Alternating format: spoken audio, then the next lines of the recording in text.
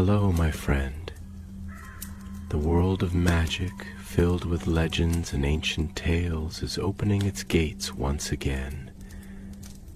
Tonight, in the Gryffindor dormitory by the crackling fireplace, I will share another story with my friends. Join us, for the magic is about to come alive. It was a quiet evening at Hogwarts, the kind of evening when even the portraits yawned in their frames and the fires burned low in their grates. Outside, the forbidden forest whispered with the soft rustle of unseen creatures, and the castle's towers glimmered like old sentinels beneath a silver moon. Most students were already tucked into their dormitories, their laughter fading into sleepy murmurs. But in the Gryffindor common room, Rose Weasley sat wide awake, a thick volume of Hogwarts, a history open upon her knees. Her red curls were a tangled halo around her face, and her brow was furrowed in deep concentration. She wasn't reading for a class. She was reading because of a rumor, one that had spread quietly through the castle in the past few weeks. A whisper shared in corridors, murmured behind goblets in the Great Hall. The room appears again this year. Rose had first heard it from a group of second years who claimed a staircase near the astronomy tower had moved in a way it shouldn't have, revealing a stone archway that hadn't been there before. The archway was gone the next day, of course, but that was exactly how the legend went. According to the old story, there was a room at Hogwarts that appeared only once every 100 years. A room older than even the castle itself, said to have been built by the founders as a test. A single chamber of true magic, capable of granting the deepest wish of those who found it.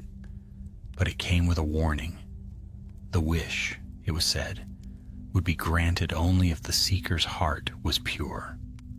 Rose traced her finger along the faded ink in her book.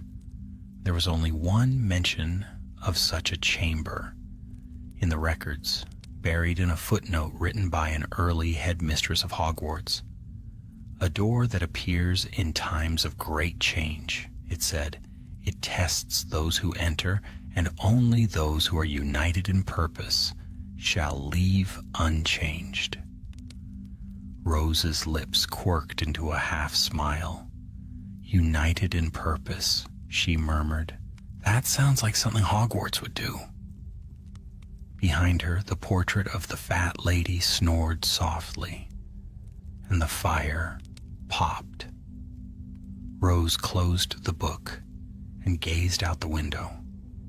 The moonlight fell across the floor like a silver ribbon, and for a heartbeat she thought she saw something shimmer at the far edge of the common room wall, like a doorway outlined in faint light. She blinked, and it was gone. Perhaps the rumor wasn't only a rumor.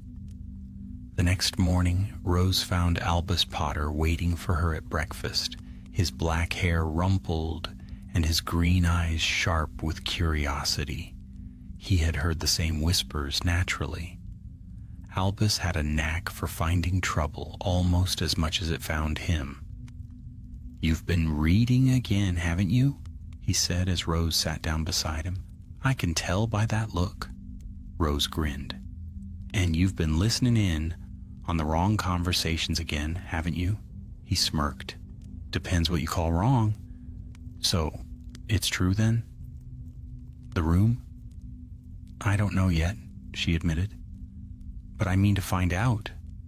Across the table, Scorpius Malfoy raised an eyebrow from behind his copy of the Daily Prophet. "You two planning to go hunting for mysterious rooms again?"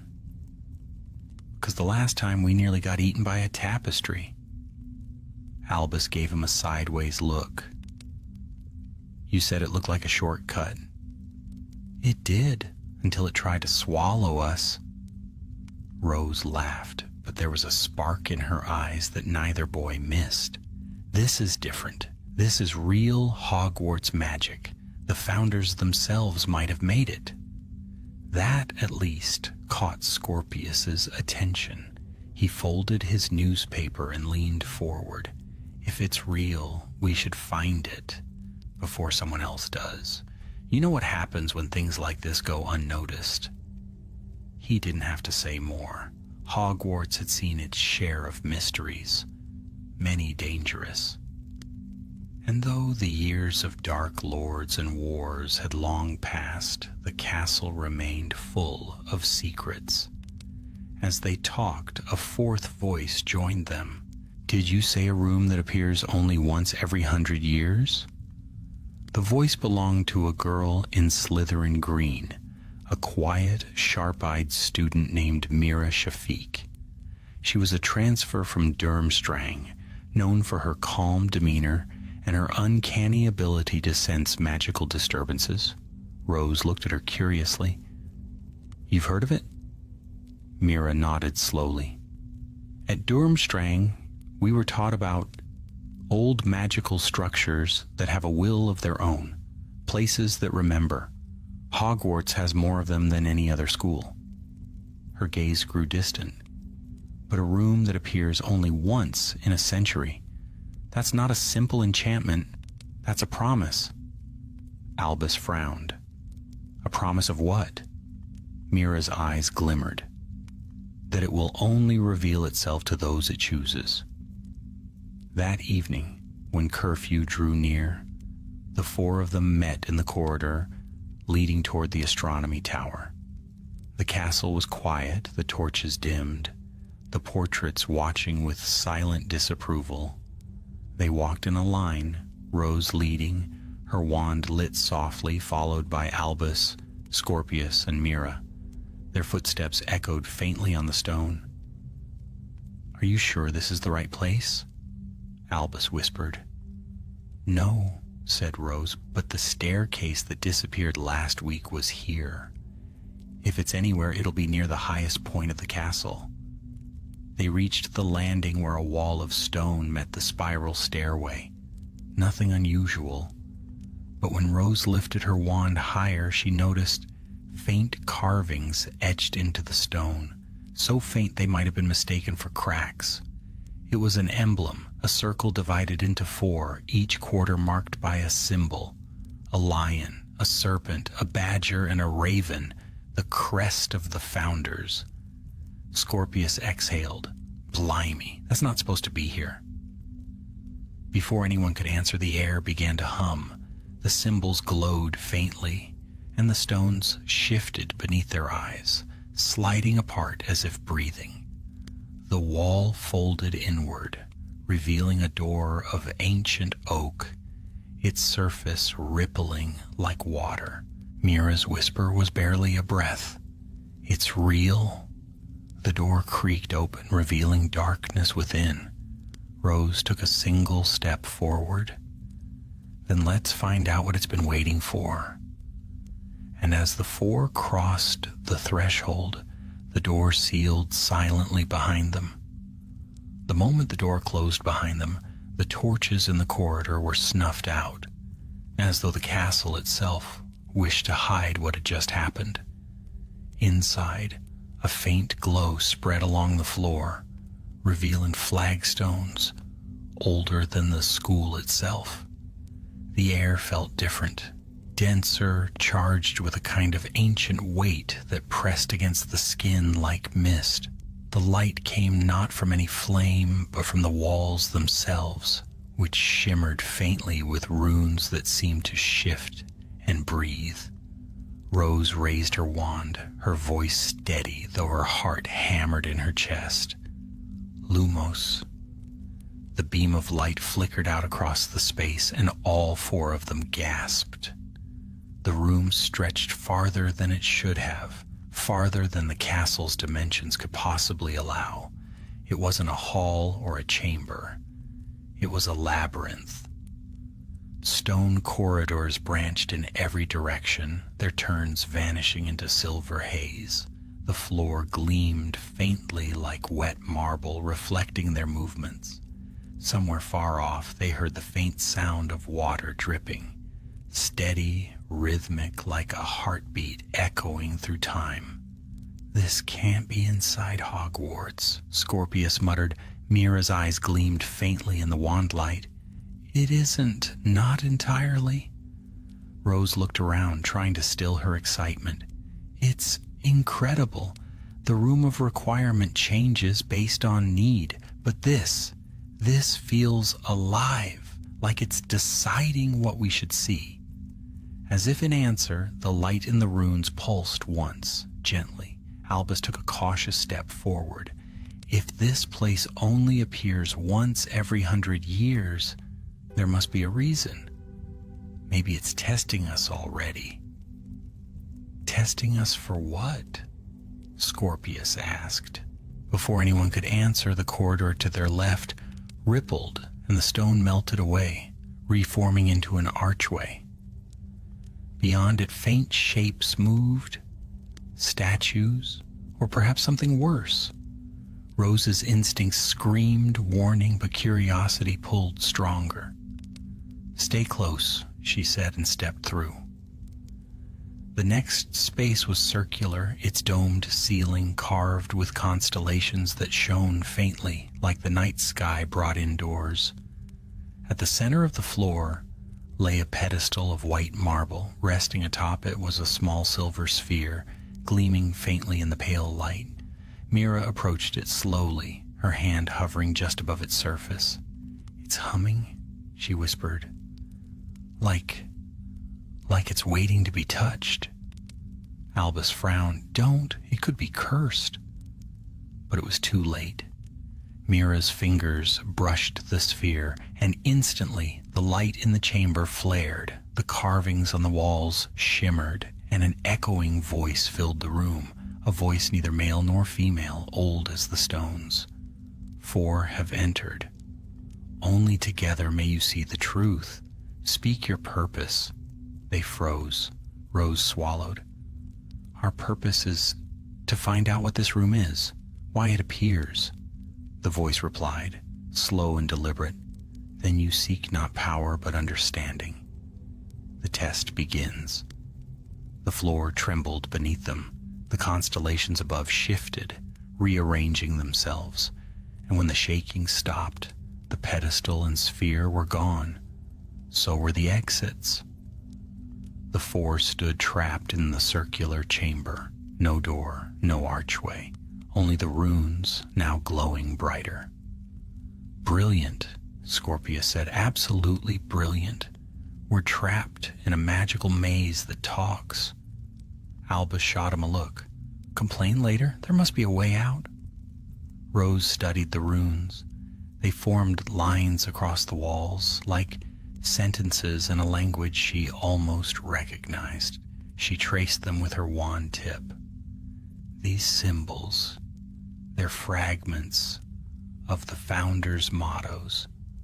Look, here's Godric Gryffindor's sigil, and there, Helga Hufflepuff's mark."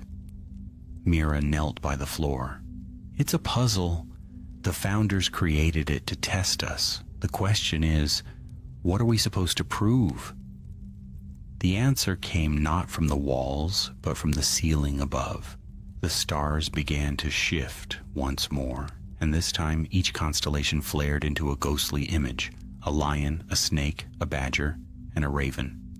The 4 symbols of Hogwarts shimmered above them, and the voice spoke again. 4 paths, 4 hearts. Only united shall you pass." Then the images split apart, streaking into 4 corners of the room, and as they struck the walls, 4 doors appeared, each marked with a different sigil. Gryffindor, Slytherin, Hufflepuff, Ravenclaw. The voice faded, leaving silence. Rose turned to the others. "I think we're supposed to go through together." But Albus hesitated. What if that's not the point?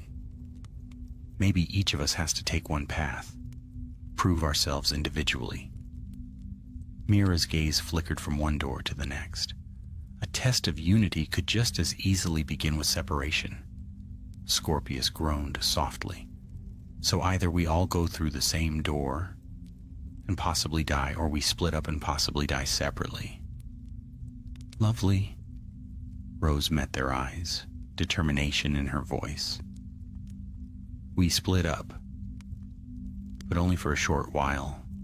If this place is truly testing us, it'll want to see who we are on our own. We'll meet back here once we've completed our tasks, whatever they are. They nodded, each stepping toward the door bearing their house crest. Rose touched the lion's sigil, and the door swung open in a rush of crimson light. Albus vanished into green fire, Scorpius into yellow mist, and Mira into silver blue smoke. The doors closed, and the chamber was silent once more. Rose found herself standing in a great hall of mirrors. Each reflected a version of herself, taller, braver, stronger, or weaker. Some were dressed in the robes of an Auror, others in the scarlet of a Gryffindor champion.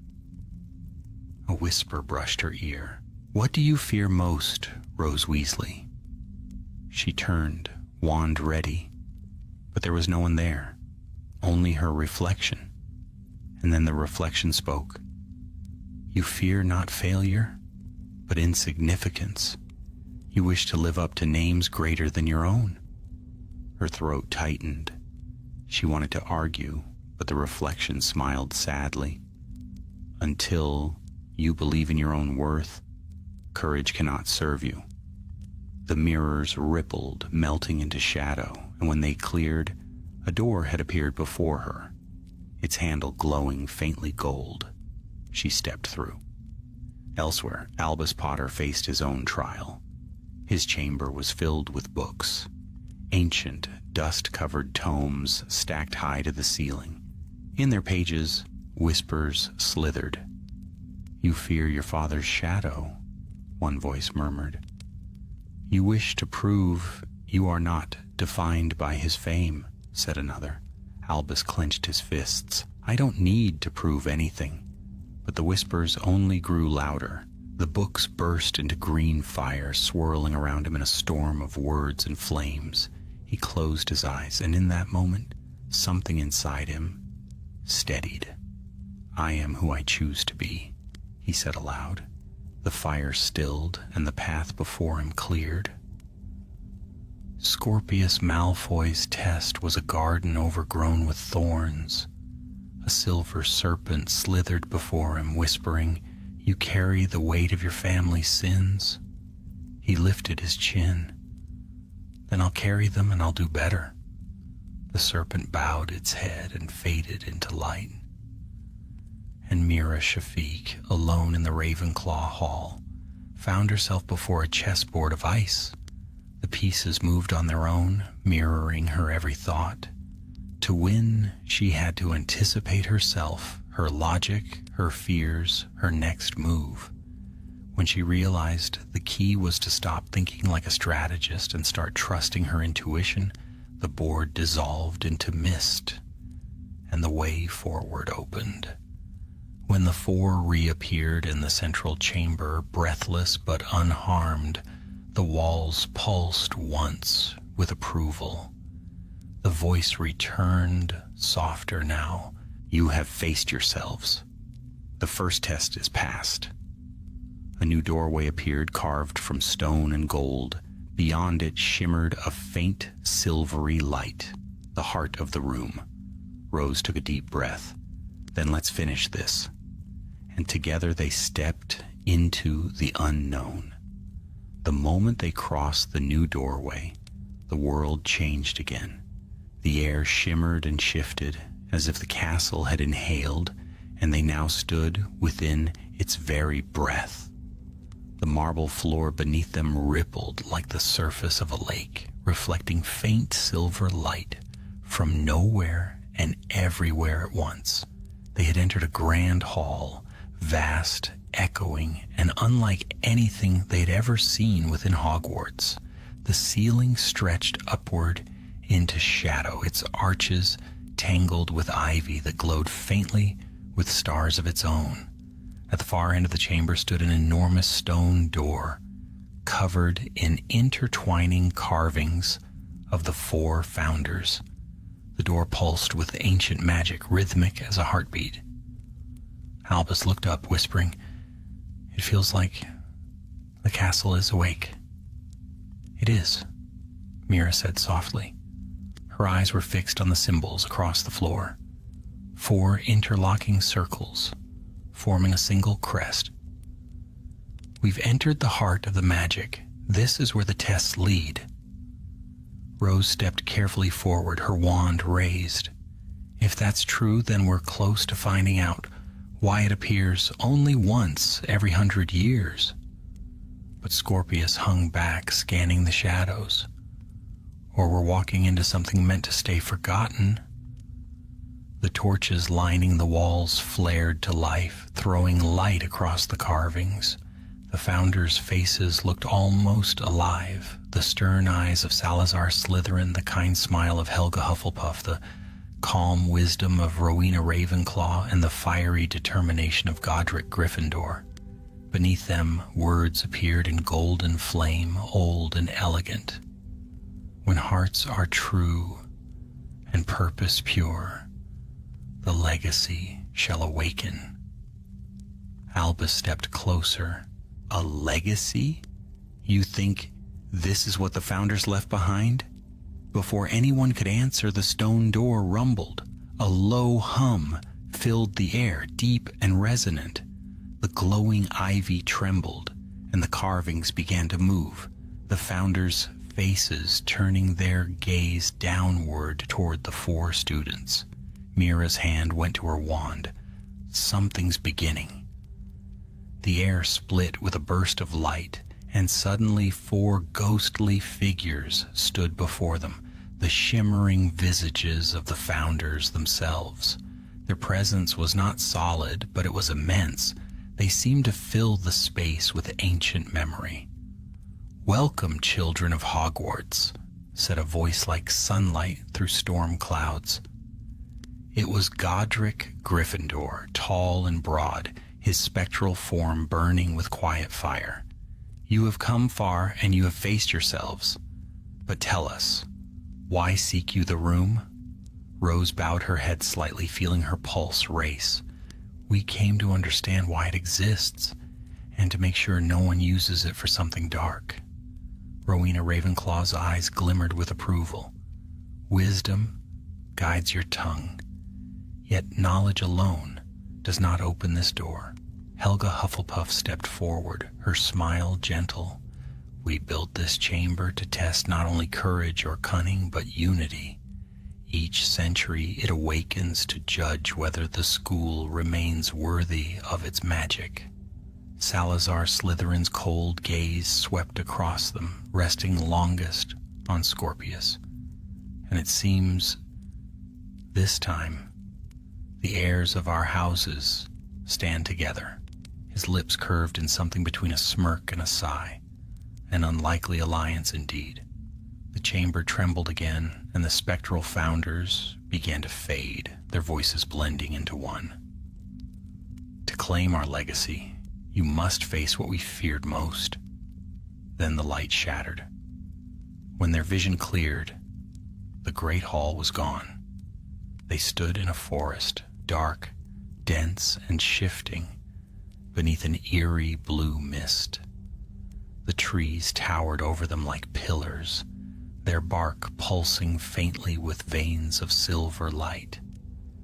"This isn't real," Albus murmured. "It's another test." Rose turned in a slow circle, her wand glowing faintly. "Then it's the final one."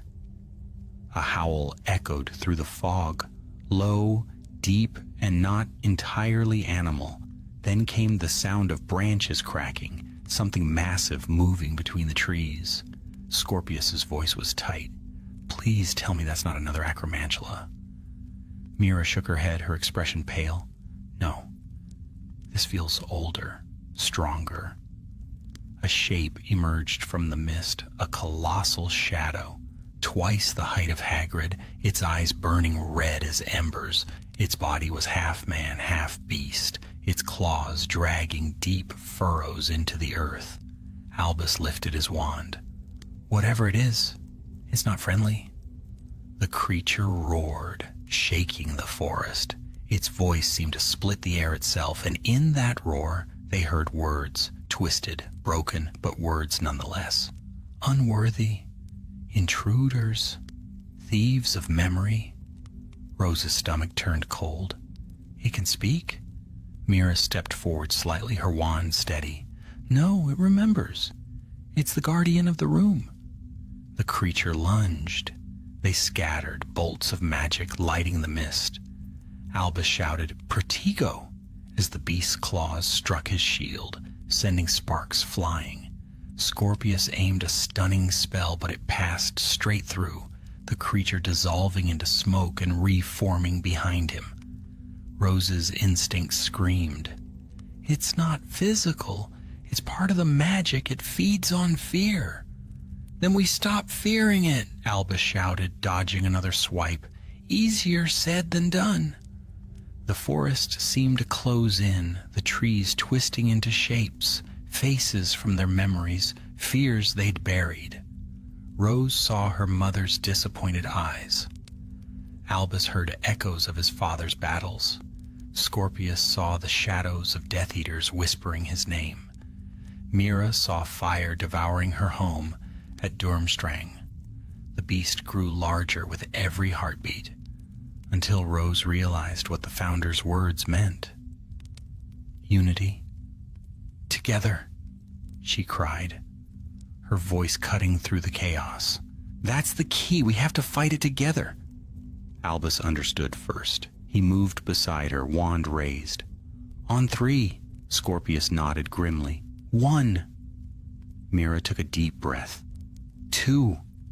All 4 shouted as one, their spells intertwining in a brilliant arc of red, blue, green, and gold. The light struck the creature squarely in the chest, and for a moment it resisted, roaring with fury. But the combined magic did not waver. It wrapped around the beast like sunlight, breaking through storm clouds. The forest shuddered. The mist peeled away, dissolving into silver threads. The creature gave one final cry, less of anger now, more of sorrow, and faded into dust. Then there was silence. They stood once more in the grand hall. The great stone door loomed before them, its carvings now glowing bright and clear. The Founders' faces smiled faintly from the stone. Albus lowered his wand, breathing hard. Did we pass? The door gave a deep, echoing click, and slowly it began to open. Inside was a chamber of light. Floating at its center was a single crystal sphere, clear, radiant, and pulsing like a living heart. Rose stepped closer, awed. This is it. The legacy. Mira's voice was soft, almost reverent. It's not a weapon. It's memory. The soul of Hogwarts. They all felt it, the warmth, the hum of old enchantments, the echo of laughter, learning, courage, and friendship from centuries past. Helga's voice whispered through the chamber. When the 4 stand together, Hogwarts endures. The sphere shimmered and divided into 4 smaller lights, each drifting toward them. One hovered before each student, glowing in the color of their house. Scorpius reached out first, his yellow light pulsing warmly against his palm. What do we do with them? Rose smiled faintly. We keep them safe until the room returns again. The light sank into their wands, vanishing with a soft hum. The door behind them began to close. The air trembled with finality. Mira turned back, her voice low. And in another 100 years? Albus nodded. Someone else will have to prove they're worthy. The chamber faded. The next heartbeat brought them back to the cold stone corridor near the astronomy tower. The door was gone, only blank wall remaining. Rose looked down at her wand. The faintest golden glow still pulsed within. The room of 100 years, she whispered, and it chose us. The wind sighed through the corridor, carrying with it a distant whisper of laughter and ancient pride. And far away, deep within the castle's unseen heart, something old and watchful slept once more, content that Hogwarts was still in good hands. Morning light crept through the windows of the great hall, golden and soft, dust motes spinning lazily in its glow. The students of Hogwarts filled the long tables, their laughter and chatter rising toward the enchanted ceiling, which reflected a clear, calm sky. Yet at the Gryffindor table, 4 faces sat quieter than most, each marked by the memory of what had passed the night before. Rose Weasley stirred her porridge absently, her eyes unfocused, still seeing the shimmer of the vanished door. Albus Potter sat across from her, tapping a spoon against his goblet in restless thought. Scorpius Malfoy looked pale and distant, and Mira Shafiq's gaze lingered on the enchanted ceiling as if she could sense the magic breathing beneath its painted clouds. "Do you think anyone else noticed," Albus muttered, "that we disappeared for hours?" Rose shook her head. "No one seems to remember anything. The castle must have hidden it.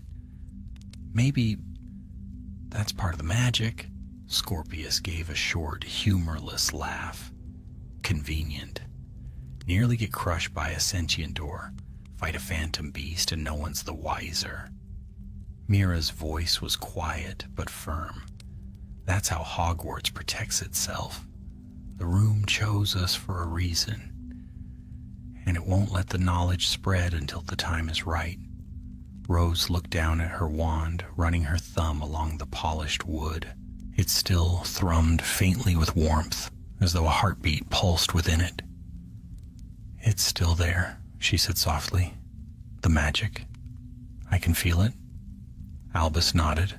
"Same here, like it's watching." They fell silent as the owls swooped through the high windows, scattering letters and newspapers across the tables. Rose caught the Daily Prophet without thinking, scanning the front page.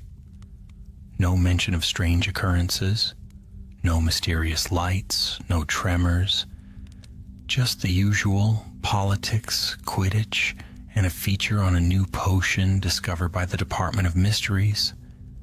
It was as though nothing had happened, yet something had changed, even if only they could feel it. That evening the 4 met again, this time in the library between the shadowed shelves near the restricted section.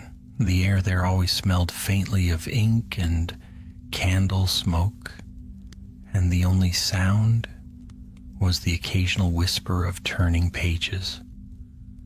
Rose laid out several dusty tomes she'd borrowed under Madame Pince's suspicious glare. If the room really appears every 100 years, there must be some record of the last time. We need to know what it did then. Scorpius leaned over the nearest book.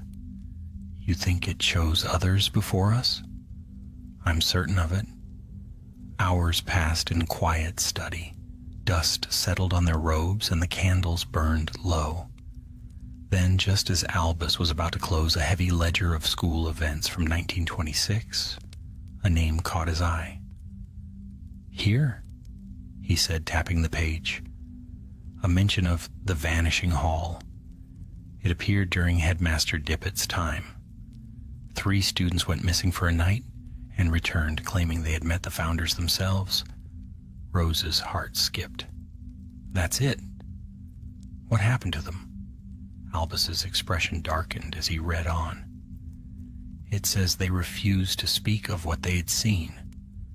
But afterward, all 3 went on to become major figures in magical history, aurors, professors, inventors. It's like the room changed them." Scorpius frowned. "So it doesn't just test people, it chooses them, shapes them for something greater." Mira closed her book softly. "Then that means it's not finished with us." They were right. That night, as Rose lay in her four-poster bed, she woke to a faint glow tracing across the ceiling, thin lines of golden light that pulsed like veins beneath the stone. She sat up, heart racing, and saw her wand lying beside her, shimmering faintly. Then came the whisper, "The memory sleeps within you." She froze. The voice was neither male nor female, familiar yet distant. "Hogwarts endures through its chosen. When danger stirs again, the room shall call." Before she could reply, the glow faded, leaving only darkness and the faint echo of the castle's breathing silence. The next morning, Rose found the others waiting in the courtyard. The January air was crisp and bright, frost glittering on the stones. "You heard it too," Albus said before she even spoke. She nodded. "It spoke to me. Said something about danger returning." Scorpius rubbed his hands together, his breath misting in the cold. "Hogwarts has always been full of danger. Maybe it means nothing." But Mira shook her head. "No, magic that old never speaks without cause." They stood in uneasy silence. Above them, the ravens wheeled over the spires, their cries echoing through the morning. Then, from across the courtyard, came a loud crack, a sharp, unnatural sound. The students nearby gasped as a stone from the northern wall split clean in half, a spider web of glowing cracks racing outward. Professor Longbottom came running, wand raised, shouting orders as the stones sealed themselves again. "Back inside, everyone. It's just a tremor, nothing to worry about." But Rose knew better. The glow she'd seen was the same color as the room's runes. "Hogwarts is waking again," she whispered. Over the next few days, the signs multiplied. Paintings began whispering to each other in long-forgotten dialects. The staircases moved unpredictably, not just changing direction, but appearing in new places entirely. One morning, the Ravenclaw tower door refused to open, muttering about unbalanced hearts before sealing itself. Even the ghosts were uneasy.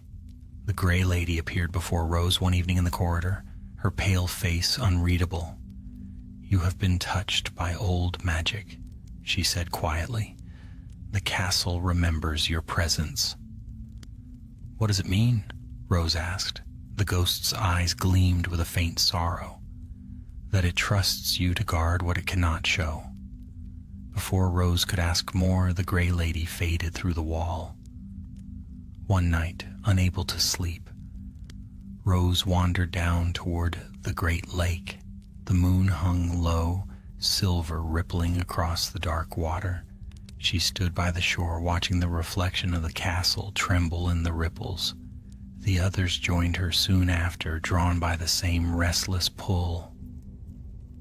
"It feels strange," Albus said softly, "like something's building." "It is," Mira murmured. "Magic like this doesn't fade quietly. It prepares for something."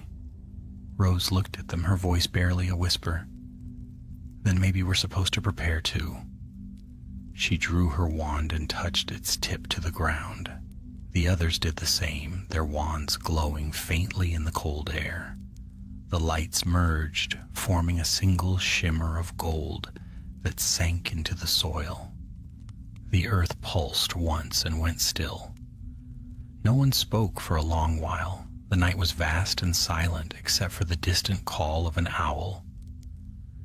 Days turned to weeks. Life at Hogwarts continued.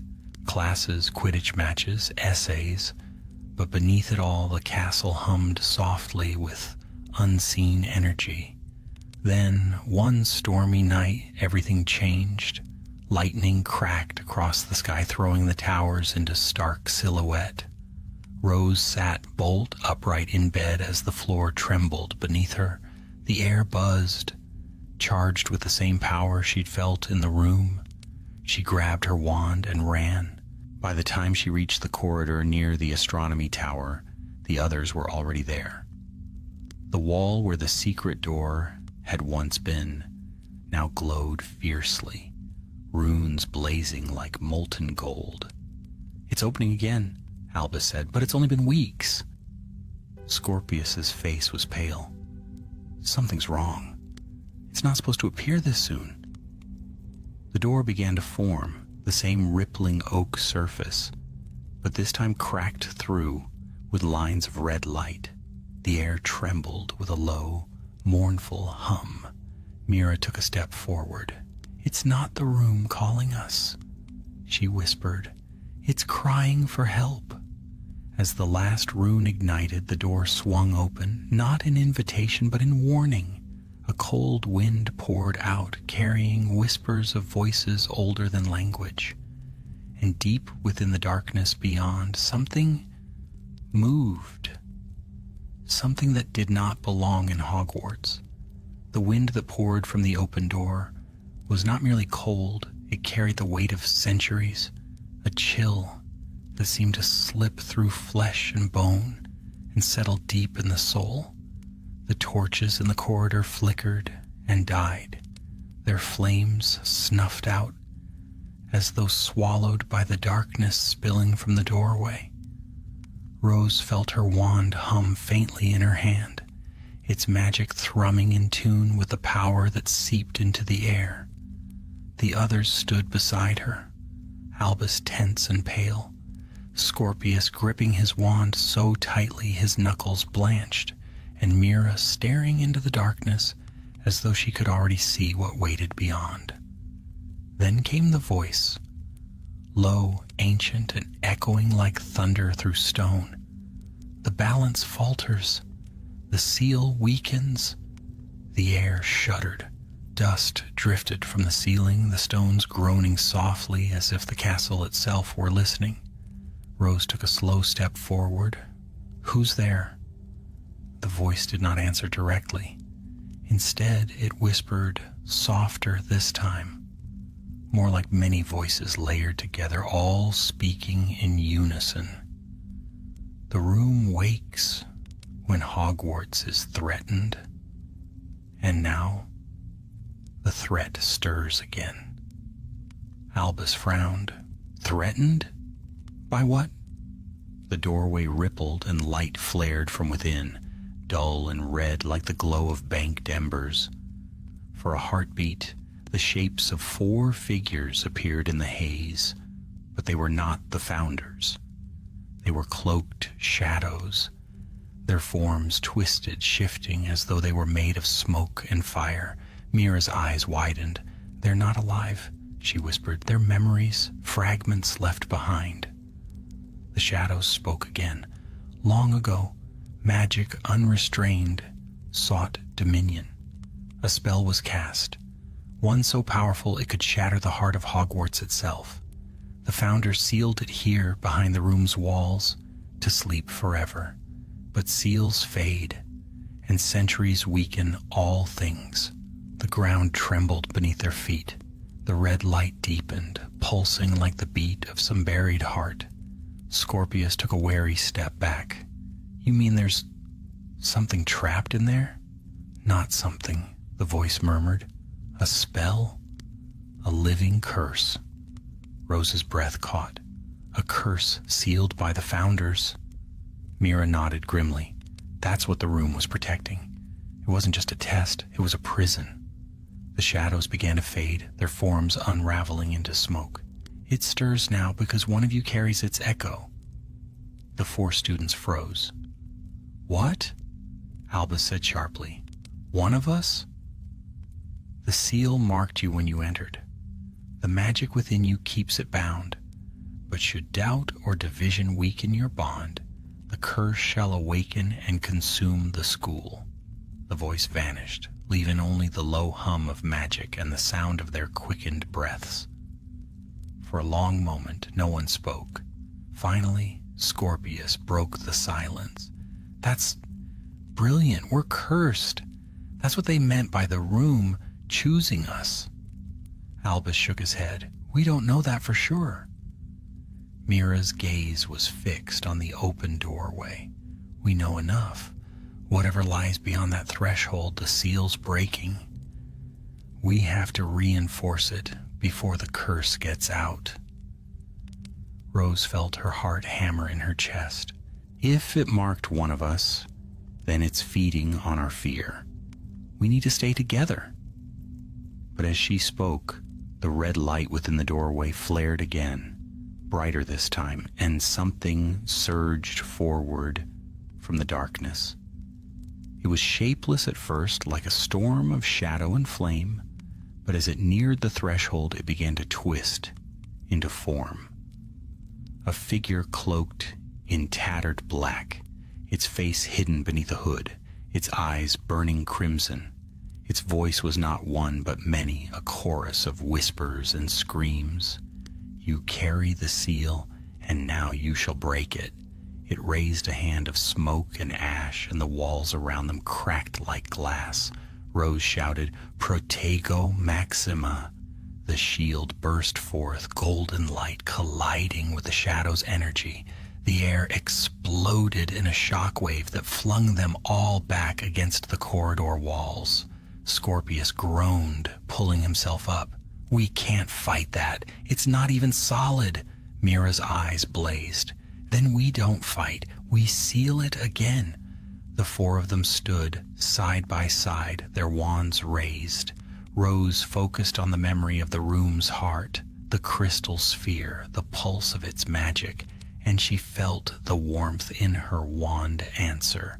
On my count, she shouted. 1, 2, 3. Their spells burst forth, scarlet, green, blue, and gold, intertwining into a blazing spiral that struck the shadow squarely. The creature screamed, its form unraveling like smoke torn by wind.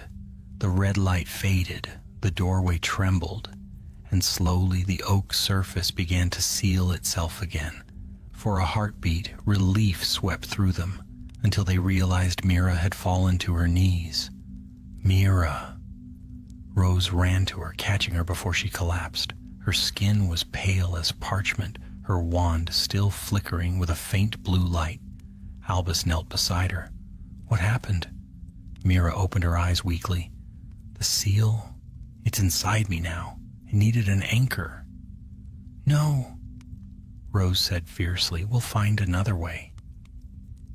But Mira shook her head, a faint, sad smile ghosting across her lips. The castle chose me.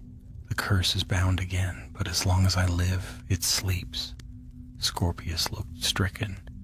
And if I die, it wakes, she finished softly. The words hung in the air like the toll of a bell. When the door sealed completely, the glow faded from the stones and the corridor fell silent once more. The danger had passed, or so it seemed. They helped Mira back to her common room, though she was pale and trembling. No teacher questioned their lateness.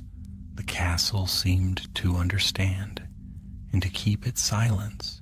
In the days that followed, Hogwarts returned to its calm rhythm. Classes resumed, laughter filled the halls, and life appeared unchanged. But the four knew better. They carried the weight of that night like a shared secret. Rose often caught herself glancing toward the tower, half expecting to see the faint shimmer of a hidden doorway. Albus began spending more time in the library, searching for any spell that might undo the seal without cost. Scorpius grew quieter, watchful, and Mira, though she smiled and spoke as before, was not quite the same. Her eyes sometimes glowed faintly blue when the torches dimmed, and strange whispers seemed to follow her footsteps. One evening, as they sat by the fire in the empty Gryffindor common room, Rose turned to the others. We have to protect her. If something ever happens to Mira, the curse will rise again. Albus nodded grimly. Then we don't let anything happen, ever. Scorpius leaned back, staring into the flames. You make it sound simple, but we don't even know what the curse is. How do we fight something that was strong enough to terrify the founders? Rose's voice softened. Together? That's the only way we've survived so far. For a moment, none of them spoke. The fire crackled softly, shadows dancing across their faces. Then Mira looked up, her voice distant. "It's strange," she said. "When I sleep, I hear the castle whispering. It tells me stories of students long gone, of battles and spells. It says the curse isn't only destruction, it's a memory of everything Hogwarts has ever feared."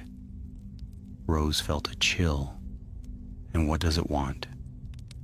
Mira's gaze flickered toward the window, where the night pressed against the glass. It wants to be free. Outside, the moon hung over the castle like a silent guardian. Somewhere deep below, beyond the reach of torchlight, the sealed door pulsed faintly in the dark, its runes alive once more, as if listening to the heartbeat of the girl who held its power. And though peace had returned to Hogwarts, the old magic did not sleep easily. It waited, patient as stone, for the day when fear and doubt would crack the bond once more. When that day came, the room of 100 years would open again, and the true test would begin anew. Spring crept upon Hogwarts quietly that year. The snow melted from the towers and courtyards. The lake shimmered once more with silver light, and the air was rich with the scent of blooming heather from the hills beyond the forest. The students, ever restless, filled the grounds with laughter and color, unaware of the shadow that lingered beneath the castle stones. But the four who had faced the room had changed. Rose Weasley walked the corridors as if listening to something only she could hear. Albus Potter had grown withdrawn, his once carefree grin replaced by a look of constant thought. Scorpius Malfoy spoke little, but his watchful eyes missed nothing. And Mira Shafik, though she smiled and joined their laughter, carried within her a secret fire that burned brighter and colder each day. It began with small things, quills that froze in midair when she passed, windows that frosted over on warm days, runes carved into stone that glowed faintly blue beneath her hand. At first they thought little of it, strange perhaps, but not dangerous. But as the weeks passed, even the castle began to notice. The staircases shifted less willingly, as if reluctant to move when she walked upon them. The portraits whispered in her wake. Peeves the poltergeist, who feared no student, vanished when she entered a room, and deep below in the forgotten passage where the door to the room had once stood, faint blue veins of light began to appear in the stone. The curse was stirring again. It was in late April, on a night thick with mist, when Rose finally confronted her friend. Mira stood alone in the courtyard, her hair glimmering like ink under the moonlight. Frost spread from her feet in delicate patterns across the stones. Her eyes, when she turned to face Rose, were bright with sorrow and something colder. "You shouldn't be here," she said softly. Rose stepped closer, her wand at her side. "Then tell me why the castle feels like it's holding its breath. Tell me what's happening to you." Mira looked away. "You wouldn't understand." "I think I would," Rose said. "Because I was there, Mira. We all were. You said the curse sleeps in you, but now it's waking, isn't it?" For a long moment, Mira said nothing. Then she nodded.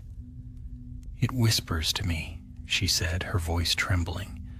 "At first it was only dreams, flashes of fire, faces I didn't know. But now I hear it even when I'm awake. It tells me things about Hogwarts, about the founders, about what they did." Rose frowned. "What they did?" Mira's gaze drifted upward toward the tallest tower. They didn't just seal away a spell, they sealed away part of themselves. All four of them bound their power to contain the curse, and it left a wound in the castle. That's why the room reappears every 100 years. The seal weakens, and Hogwarts searches for new magic to mend it. Rose's breath caught. And now it's using you. Mira's lips curved into a faint, sad smile.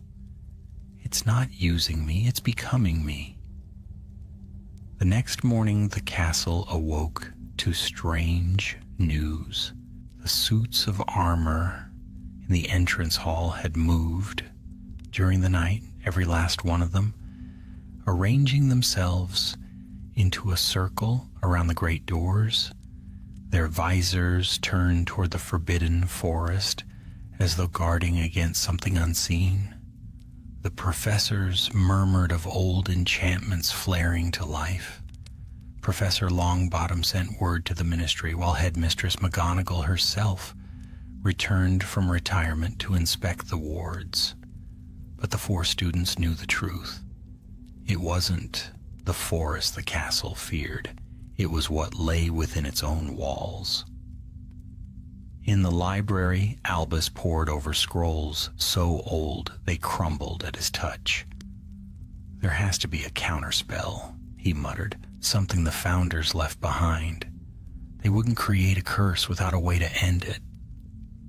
Scorpius shook his head. They didn't create it, Al. They trapped it. Whatever this thing is, it's part of Hogwarts now. Rose closed another book, her hands trembling slightly. We can't let the professors find out. If they see what's happening to Mira, they'll try to contain her. And if they hurt her, the curse will wake. Albus finished grimly. Mira stood by the window, silent.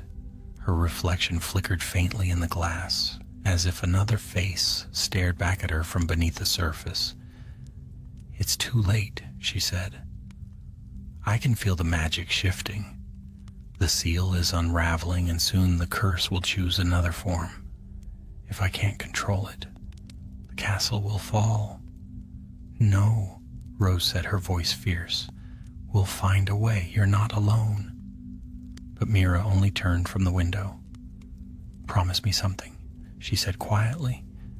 If it comes to it, if I lose control, you'll stop me. Rose felt her throat tighten. Don't ask that of me. Mira's eyes glowed faintly pale as moonlight.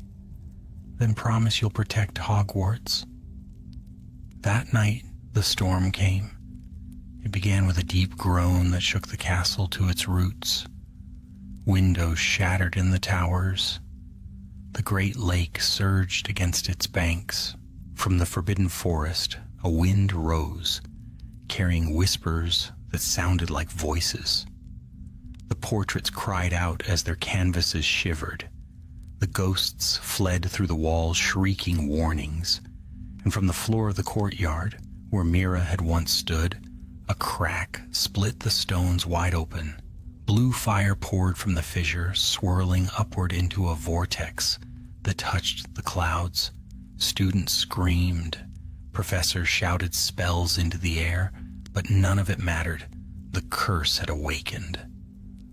Rose, Albus, and Scorpius fought their way through the chaos, dodging debris and spells. The castle itself seemed to twist and shift around them, staircases moving of their own accord, walls closing like a maze. They found Mira standing in the center of the courtyard, her hair whipping in the storm, her eyes blazing bright blue. The magic around her was wild, alive, and vast. Albus shouted over the wind, "Mira, you have to fight it!" She turned toward them, her voice no longer her own. It echoed with the strength of many. "It's not me anymore. It's Hogwarts. The curse is its memory, nay, its grief." Rose stepped forward, forcing her voice to steady. "Then we'll share it. You don't have to bear it alone." She lifted her wand. "Protego unum," Albus joined her. "Protego duo," Scorpius added his own. Protego Tria! The spells joined in a beam of gold, blue, and silver circling Mira like a halo. The wind howled, the light blazed, and for a moment the storm stilled. Mira's face softened. "You don't understand," she whispered. "It was never meant to be destroyed, only remembered." Then, raising her hands, she sent the magic outward. The fire surged, bright as sunrise, filling every window, every hall, every hidden corner of the school. The walls shook, the towers trembled, and then silence. When the light faded, Hogwarts stood still once more. The air was clear, the storm gone. The courtyard was whole again. No cracks, no fire, only calm. But Mira was gone. In her place lay a single shard of crystal, faintly glowing blue. Rose knelt beside it, her heart breaking. Albus and Scorpius stood beside her in silence.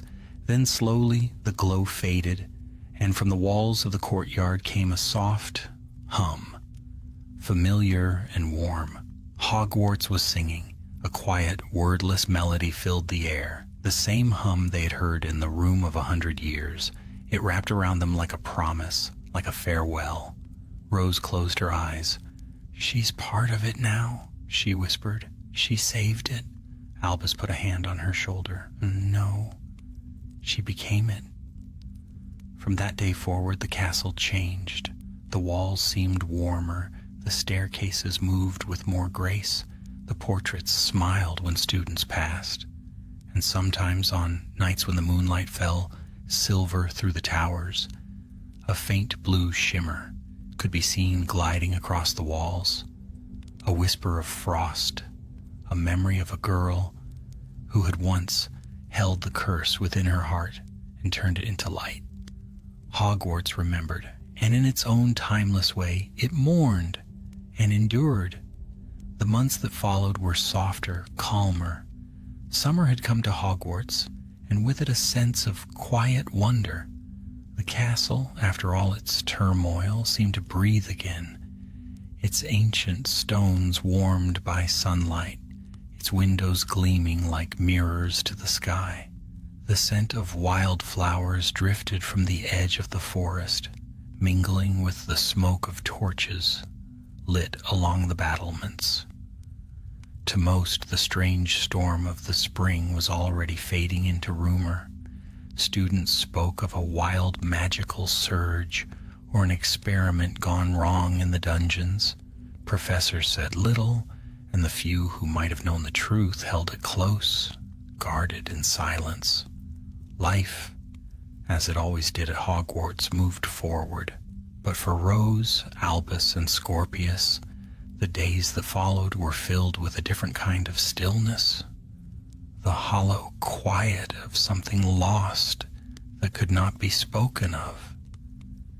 Mira's name lived on their tongues like a secret. Rose felt her absence most keenly. In the library, she caught herself glancing at the chair Mira once claimed beside the eastern window, where sunlight always found her hair. Albus, too, walked with a restless energy, often slipping away for hours, muttering that he was checking the wards. And Scorpius, whose sharp wit once carried every conversation, grew distant, his laughter rare, his gaze always lingering on the tower where the room had once appeared. Yet there was comfort, too, for though Mira was gone, her presence lingered in quiet ways. When Rose passed through the corridors at dusk, the sconces would flare softly, casting gentle light upon her path. Sometimes when she studied late at night, her parchment would warm faintly beneath her hand, as though some unseen presence was reminding her she was not alone. And on the stillest nights, when the wind was right and the castle slept deeply, she thought she could hear it, a faint hum, like a lullaby, carried on the stone itself. Hogwarts remembered. One evening near the end of term, Rose sat by the edge of the lake, her knees drawn to her chest. The water mirrored the setting sun, ripples breaking the reflection of the towers into golden shards. Albus approached quietly, his robes brushing the grass. "You come here a lot now," he said. Rose didn't look up. She liked the lake, said it was the only place the castle felt honest. He sat beside her, folding his arms across his knees. "I keep thinking about what she said before she..." He hesitated, the word lost somewhere between his throat and his heart. About the curse being a memory. What did she mean? Rose turned toward the water, her eyes following the fading light. The room wasn't evil, Albus. It was never about destruction. It was a vessel, something the founders created to hold the pain the school couldn't bear. Every battle, every betrayal, every dark spell cast within these walls, it all gathered there, waiting for someone strong enough to hold it. "And that someone was Mira," he said softly. Rose nodded. "Now she's part of the castle, part of its magic." They sat in silence, the air cool and still. The first stars began to appear, scattered across the deepening blue. Then Albus spoke again, his voice low. "Do you think she's happy, wherever she is?" Rose's answer came after a long pause. "I think she's at peace, and I think Hogwarts is too." But peace, as they both knew, never lasts long in a place like Hogwarts. It began with a tremor, small, almost unnoticeable, a quill rolling from a desk, a cup trembling on a table. No one thought much of it at first. But then came the whispers. Students began waking in the night, claiming they heard voices echoing through the corridors. Some said they saw blue light flicker beneath the floors, like veins of lightning running through the stone. A first year swore that the mirror near the charms classroom had spoken to her in a voice like wind through water. And once again the castle seemed to breathe differently, its magic stirring, restless. Rose and Albus met Scorpius in the library the following evening, where the candlelight flickered like heartbeats between rows of ancient books. "It's happening again," Rose said quietly. "Whatever Mira did, it wasn't the end." Scorpius shook his head. "No, it's something else. I've been studying the old maps of the castle, the ones that show its magical ley lines. Ever since the night Mira vanished, there's been a shift. The room of 100 years isn't gone. It's moving." "Moving?" Albus echoed. Scorpius unrolled a parchment across the table. Lines of faint gold traced the shape of Hogwarts, pulsing softly where the castle's magic was strongest. "It's traveling beneath the school. The room was never fixed to one place. It's alive. The seal Mira created must have merged with the castle's heart." Rose frowned. "And if the seal breaks again?" Scorpius looked up, his expression grim. "Then the castle will start to unravel." They didn't have long to wait. The following night the whispers grew louder. The torches in the hallways flickered between blue and gold, as though two kinds of magic were at war. Even the ghosts were uneasy, nearly headless. Nick floated anxiously through the great hall, muttering, it's her, but not her." By midnight, the three of them were standing once more in the corridor, near the astronomy tower, the place where it had all begun. The wall was glowing faintly, just as it had before. But this time the light was not blue nor gold. It was both, woven together like twin strands of magic in perfect harmony. Rose's breath caught. "It's not breaking," she whispered. "It's calling." A soft wind stirred, carrying the scent of wildflowers, and then, out of the light, a figure began to take shape. For a heartbeat, none of them moved. Then Rose whispered, "Mira?" figure stepped forward. She was not as they remembered her, not entirely human, not entirely ghost. Her form shimmered with soft, translucent light, her eyes bright as starlight, her hair rippling like water. She smiled, and the warmth of it reached them before her voice did. "You kept your promise," she said. "You protected Hogwarts." Rose felt tears sting her eyes. "You're still here." "I never left," Mira said. "The castle's magic flows through me now. I am its guardian and its memory." Albus stepped closer, his voice shaking. "Then why call us back? Is the curse returning?" Mira's expression turned solemn. "No curse, but the magic that binds Hogwarts must be renewed. Every 100 years the room must awaken to test the worth of those who dwell here. The time has come again, sooner than expected." Rose's heart clenched. "You mean it will test us?" Mira smiled faintly. "No. Your trial is over, but new hearts must be proven." She lifted her gaze, and in it burned a light, both sorrowful and proud. "The next generation is ready. You will guide them."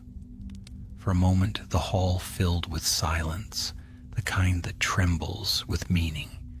Then Mira lifted her hand, and from her palm blossomed a small orb of light, golden blue, pulsing softly like a heartbeat. It drifted toward Rose, who caught it gently between her hands. "This is the memory of the room," Mira said. "When it awakens again, you'll know. And when it does, the choice will be yours, to hide it or to teach it." The air shimmered. The wall behind her began to fade, and Mira's form with it. "Wait," Rose said, her voice breaking. "Will we ever see you again?" Mira's smile was like moonlight on still water.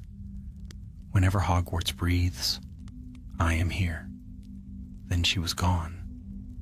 The corridor was dark again, silent and still. The faint light in Rose's palms dimmed, sinking into her skin, till only warmth remained. For a long while, none of them spoke. Then Albus whispered, "What now?" Rose looked toward the empty wall, her eyes soft with both sorrow and wonder. "Now," she said, "we keep her promise." Outside, the first rays of dawn touched the castle towers, gilding the spires in light.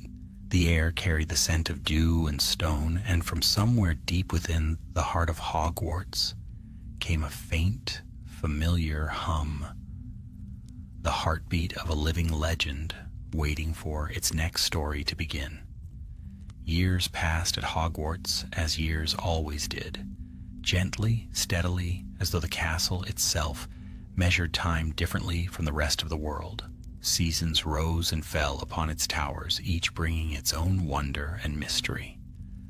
The room of 100 years had not appeared again since the night Mira Shafiq returned as light, but her story endured like a secret woven into the walls.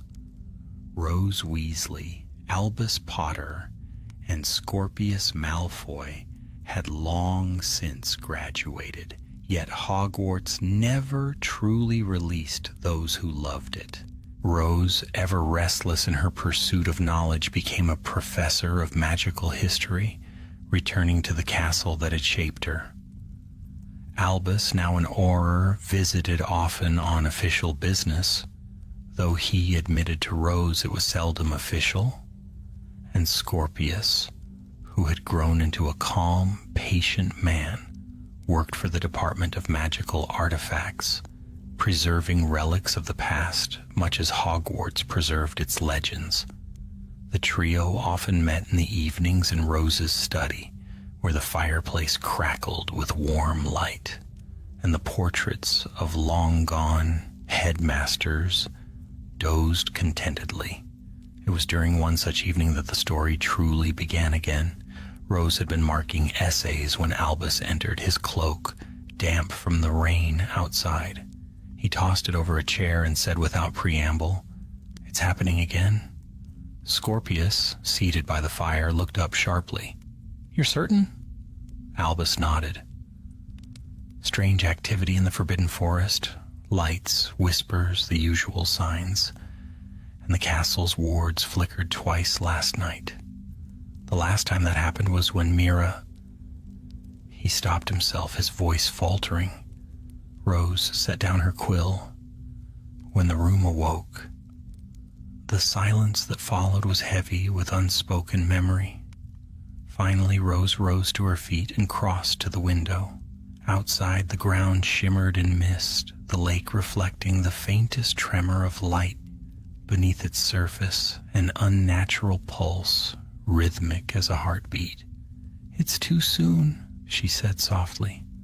"Only 20 years have passed. The room shouldn't awaken for another 80.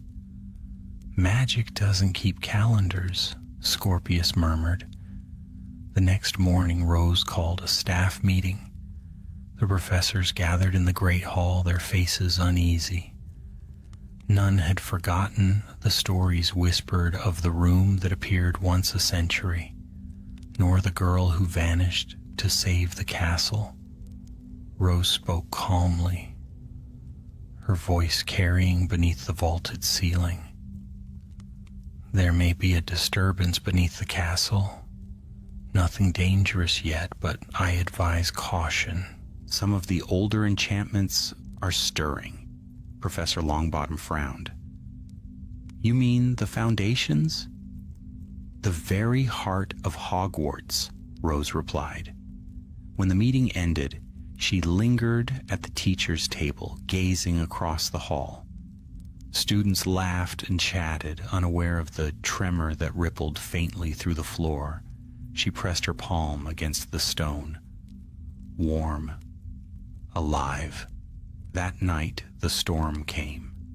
It began with whispers threading through the corridors like wind through a keyhole. The torches flickered blue, shadows shifting against the walls. Portraits stirred from slumber, their painted eyes following something unseen. Rose woke with a start in her chambers. The sound was unmistakable, a deep hum rising from beneath the castle. She seized her wand and hurried through the dim corridors, her robes whispering over the floor. As she neared the astronomy tower, the same corridor where she and her friends had once stood, the hum grew louder, resonating in her chest. The stones themselves seemed to pulse beneath her feet. Then, with a soft sigh, like an exhalation of ancient breath, the wall began to shimmer. A doorway formed, the same carved oak, rippling with silver and gold. Rose stood frozen, torn between awe and dread. Slowly, she lifted her wand and whispered, "Lumos." The light flared across the door's surface, revealing the crest of the 4 founders: Gryffindor's lion, Slytherin's serpent, Hufflepuff's badger, Ravenclaw's raven, each glowing faintly. But there was a 5th symbol now, faint and new, a spiral of light, its pattern woven through the others. Rose's breath caught. Mira. The door creaked open. The chamber beyond was not the labyrinth she remembered. It was smaller now, quieter, an echo of the room's former self. The air shimmered with soft blue light, and the walls seemed almost translucent, like the inside of a great crystal. At the center stood a pedestal, and upon it a glass orb pulsed gently with golden and silver light intertwined. Rose stepped closer, her heart hammering. "You called me here," she murmured. "Why now?" The air stirred, and a voice, faint but clear, answered. "Because the memory fades. The room must remember." The voice was familiar, gentle, melodic. Mira's voice. Rose turned in slow wonder. "Mira, are you—" "Not as I was," said the voice. "But I remain. The room and I are one. Its purpose has changed, as all magic must." Rose's eyes glistened. "Then tell me, what must I do?" "The next guardians must be chosen. Light rippled through the walls, forming images, faces of students sleeping in their dormitories, unaware that magic stirred around them. A Gryffindor boy with wild red hair, a Slytherin girl reading by candlelight, a Hufflepuff who practiced spells in secret, a Ravenclaw whose dreams shimmered with blue light. "The next generation," Rose whispered. "You're calling them." "As Hogwarts always does," Mira replied, "every 100 years, or sooner if the heart of the school weakens. The old must guide the new." Rose stepped closer to the orb, her reflection rippling across its surface. "Then I'll guide them," she said softly, "just as you guided us." The orb pulsed once, warm, approving, and the light began to fade. "The room will open again soon," Mira's voice whispered. "Not for you, Rose Weasley, but because of you." Then the glow dimmed, and silence fell once more. When Rose awoke the next morning, she thought for a moment it had all been a dream, but her wand still glimmered faintly with golden blue light. By evening, she had gathered Albus and Scorpius again, telling them everything. "So it begins anew," Albus murmured. "New guardians, new trials." Scorpius exhaled slowly. "History repeating itself?" Rose smiled faintly. "Not repeating, remembering." Outside, the sun dipped below the hills, casting the lake into silver shadow, and as the first stars appeared over the towers, 4 students, in their separate dormitories, stirred in their sleep, each dreaming the same dream. A door of oak and light, opening with a whisper. The room of 100 years was waking once more, and far below, deep within the foundations of the castle, Mira's voice stirred in the stone, soft as a promise. "Hogwarts endures, and as long as hearts remain true, so shall I." The castle sighed as if in answer, its magic humming through every wall and window. The torches burned a little brighter that night, and the stars above seemed to lean closer, listening to the ancient song that rose once more from the heart of the greatest school of magic the world had ever known. The cycle had begun again, quietly, inevitably, beautifully, and so the room waited, patient as eternity itself. The morning sun cast long ribbons of gold across the grounds of Hogwarts. Dew glittered on the grass like silver dust, and the scent of blooming hawthorn drifted on the breeze. Students hurried between classes, laughing and jostling each other, unaware that the ancient stones beneath their feet were once again stirring with secret life. Far beneath the castle, in a chamber forgotten by all but one, a faint hum awakened. It moved through the foundations like a slow heartbeat, touching every corridor, every wall, every tower. The castle was calling again. The room of 100 years was not done with the world of men. That evening, as twilight melted into night, 4 students met quite by accident in the corridor near the astronomy tower. None of them could have explained why they had come. Each had felt the same restless pull, an inexplicable tug at the edge of thought that drew them from their dormitories into the quiet halls. First came Alara Greengrass, a Ravenclaw with sharp eyes and quicker wit, known for her endless curiosity and the faint streak of rebellion that made professors sigh and admire her in equal measure. She paused by the old stone wall, her fingers tracing its cool surface. "Strange," she murmured. "It feels warm." Then arrived Finn O'Connell, a Hufflepuff who had never in his life been where he shouldn't be until this very moment. His sandy hair was tousled from running, and his cheeks were pink with confusion. "You feel it too?" he asked. "It's like something's breathing in the walls." A moment later, Lyra Thomas, a Gryffindor with wild dark curls and a grin that often preceded disaster, appeared around the corner, her wand drawn. "All right, who sent that owl? I got a message to meet here. No name, just a note that said, 'The heart remembers.'" "And yet you came," Alara said dryly. Lyra shrugged. "Of course I did." The last to arrive was Silas Avery, a quiet Slytherin boy whose calm gaze seemed older than his years. "None of you sent the note?" he asked softly. They exchanged glances. Before anyone could answer, the floor trembled faintly beneath them. A thin crack ran up the wall, glowing with pale blue light. Lyra grinned, excitement sparking in her eyes. "Now we're talking." Alara stepped forward, watching as the light pulsed beneath her fingertips. "This isn't ordinary magic," she whispered. "It's ancient.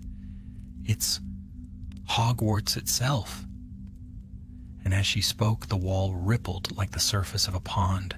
The stone folded inward, revealing a great wooden door carved with 4 familiar sigils: the lion, the serpent, the badger, and the raven. The room had returned. They stared at it in silence, each feeling the same strange certainty that they had been expected. Finn swallowed. "We should probably tell a professor." "No," Alara said immediately. "This door wasn't meant for them." "How can you possibly know that?" Silas asked. "Because it called us," she said simply. Lyra tilted her head, listening. "She's right. Can't you hear it?" And indeed, if they stood very still, they could hear a faint hum, a melody woven from the very stones of the castle. It was beautiful and sad and filled with something vast and ancient. Alara reached for the handle. The others watched as her fingers brushed the wood. The door opened soundlessly. The chamber beyond was breathtaking. It was not the same room Rose Weasley had once entered. The room of 100 years never appeared the same way twice. This time, it was a circular hall of pale marble, its ceiling a dome of starlight that shimmered with shifting constellations. The floor was engraved with symbols older than language, glowing faintly beneath their feet. At the center of the room floated a crystal sphere, turning slowly in the air, its surface alive with threads of gold and blue light. Finn whispered, "It's beautiful." "It's alive," Alara corrected. Lyra stepped closer. "Do you think it's dangerous?" Silas's voice was calm but wary. "Everything beautiful is in the end." The sphere pulsed once as if it had heard him, and then it spoke. "4 have come again. As it was, so it shall be. The heart remembers." They froze. Finn clutched his wand. Did that thing just talk?" The voice was soft, almost kind. 4 souls, 4 houses. The bond must be tested. Will you stand as one? Alara's breath came fast. "A test," she said. "It's always a test." The light from the sphere spread outward, forming 4 paths of glowing stone that curved away into the shadows. Each path reveals the truth of the heart. Choose and be chosen. Before they could react, the paths pulled them apart, each swept away by a gust of light and sound. Alara found herself standing in a library vast beyond imagination. Shelves towered into infinity, filled with books that whispered softly to one another. The air shimmered with dust motes that glowed like stars. A single book rested on a pedestal before her. Its cover was blank. A voice whispered, "To know is not always to understand." She opened the book and saw herself. Every secret thought, every act of pride, every time she'd used her brilliance to belittle another. Her stomach twisted. The pages burned with truth. To pass, she realized, she must close the book and walk away. To know everything would destroy her. With shaking hands, she shut the cover. The light around her softened, and a door appeared ahead. Finn stood in a garden of golden leaves, where the air smelled of honey and rain. In the center was a mirror that reflected not his face, but the faces of others, friends, classmates, people he'd helped. The mirror whispered of sacrifice, of loyalty, of kindness unseen. Then it asked softly, "Will you give what you love to protect what you cannot see?" Finn hesitated. "I don't understand." The garden began to fade, the golden leaves turning to ash. In panic, he shouted, "Yes, yes, I will." The ash turned to light, and he felt warmth flood through him as the door opened. Lyra faced fire. Walls of flame surrounded her, and in their light she saw every reckless act, every moment when her courage had crossed into foolishness. A whisper rose from the flames. Bravery is not in defiance, but in restraint. For the first time, Lyra lowered her wand, bowing her head. "Then I have much to learn." The fire dimmed, parting to reveal her path forward. Silas stood in darkness. No sound, no shape, only the echo of his own breath. Then came the whisper, "You fear your name." The shadows shifted, forming the faces of his family, cold, proud, cruel. The weight of legacy pressed upon him. "I am not them," he said quietly. "I choose my own way." The darkness trembled and then shattered into light. One by one they stepped through their doors and found themselves reunited in the marble chamber. The sphere hovered before them, glowing brighter than ever. 4 hearts, 4 truths. United, you stand worthy. The light swelled until it filled the room. When it faded, they found something new before them. A small silver emblem, shaped like the crest of Hogwarts but entwined with a 5th symbol, a spiral of light. Lyra lifted it reverently. "What does it mean?" "The room remembers," said the voice, "and now so shall you." The orb dimmed, and the chamber began to fade. The last thing they heard before the door closed behind them was the echo of Mira's gentle whisper, "Guard the heart of Hogwarts, for it guards you." When they emerged, the corridor was silent once more, the wall smooth and solid, as if the door had never been there. But in each of their hands, faint light glowed, a quiet reminder of what they had seen. And though none of them spoke of it aloud, they knew that something had changed forever. For Hogwarts had chosen again, and the legacy of the room, the legacy of Mira Shafiq, of Rose Weasley, and of all who had come before now lived within them. Far below the castle exhaled a sigh of peace. The stones settled, the magic stilled. For now. Autumn crept across Scotland, cloaking the hills in crimson and gold. The air sharpened with the scent of fallen leaves, and the lake reflected skies heavy with the promise of early frost. Hogwarts, ancient and knowing, seemed to sigh with the change of season. The castle's stones retained their quiet pulse, but deep beneath them, far below the reach of any student's footstep, a faint echo of magic trembled like a sleeping heart. For most, life continued as it always had. Laughter in the great hall, the clatter of cauldrons in the dungeons, the rustle of pages in the library. Yet for 4 students, the castle felt different. The weight of what they had seen in the room of 100 years lingered upon them like invisible armor, both protection and burden. Ilara, Lyra, Finn, and Silas carried their secret between them. No one else remembered the door or the voice that had spoken through the light, but they did. And each had begun to feel the slow awakening of something new within. Ilara ever the scholar, found herself reading the air as though it were parchment.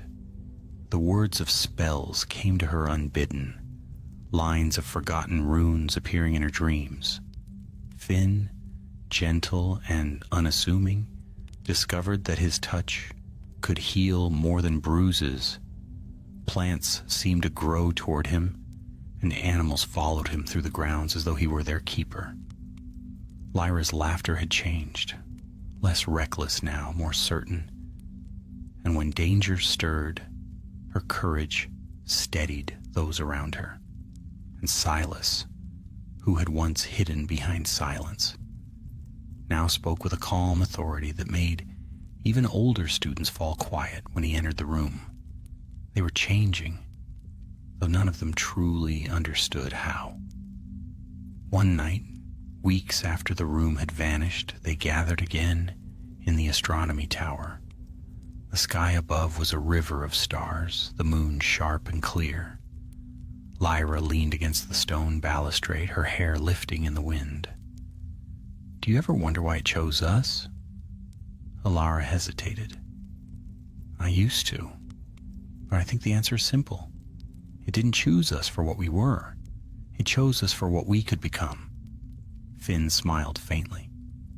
"You sound like Professor Weasley." "She's the only one who might understand," Silas said quietly. "Do you think we should tell her?"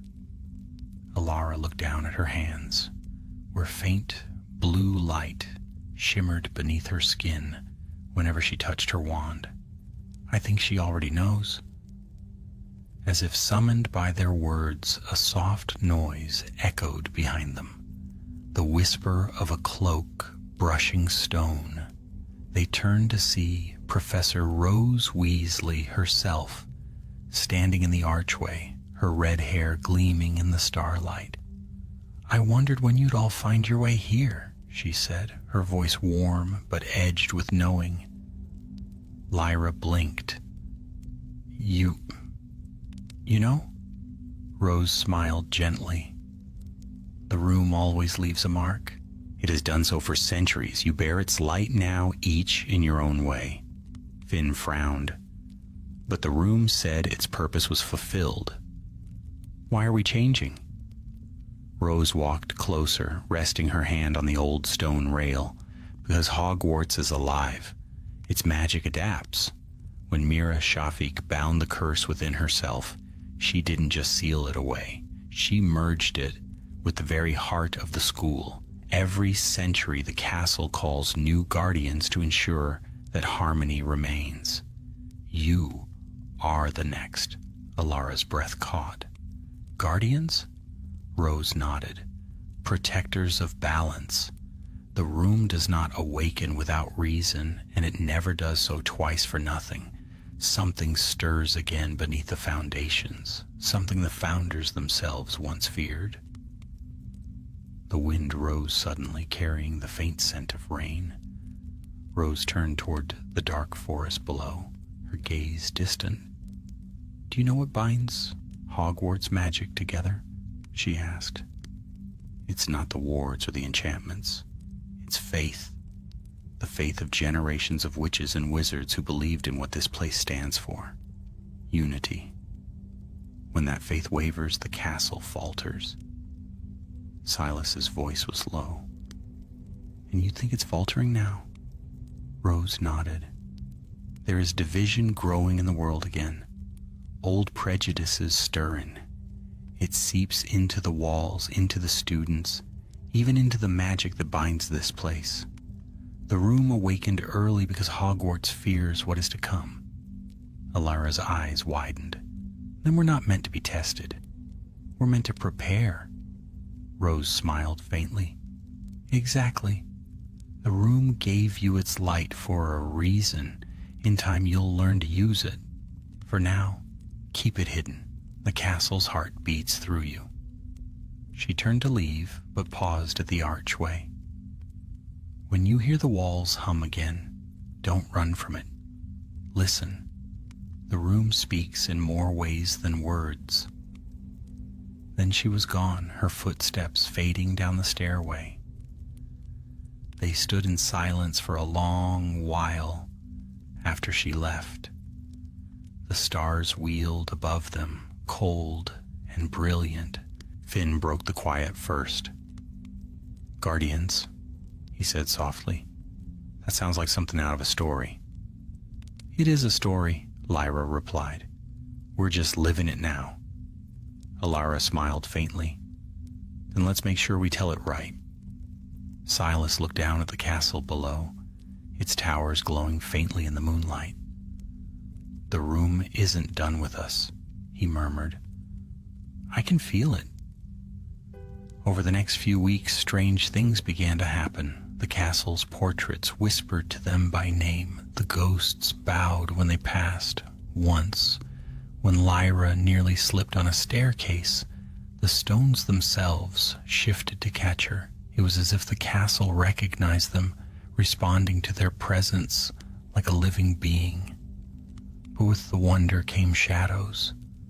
At night, Alara heard faint scratching beneath the floors of the library, sounds that were too rhythmic to be rats.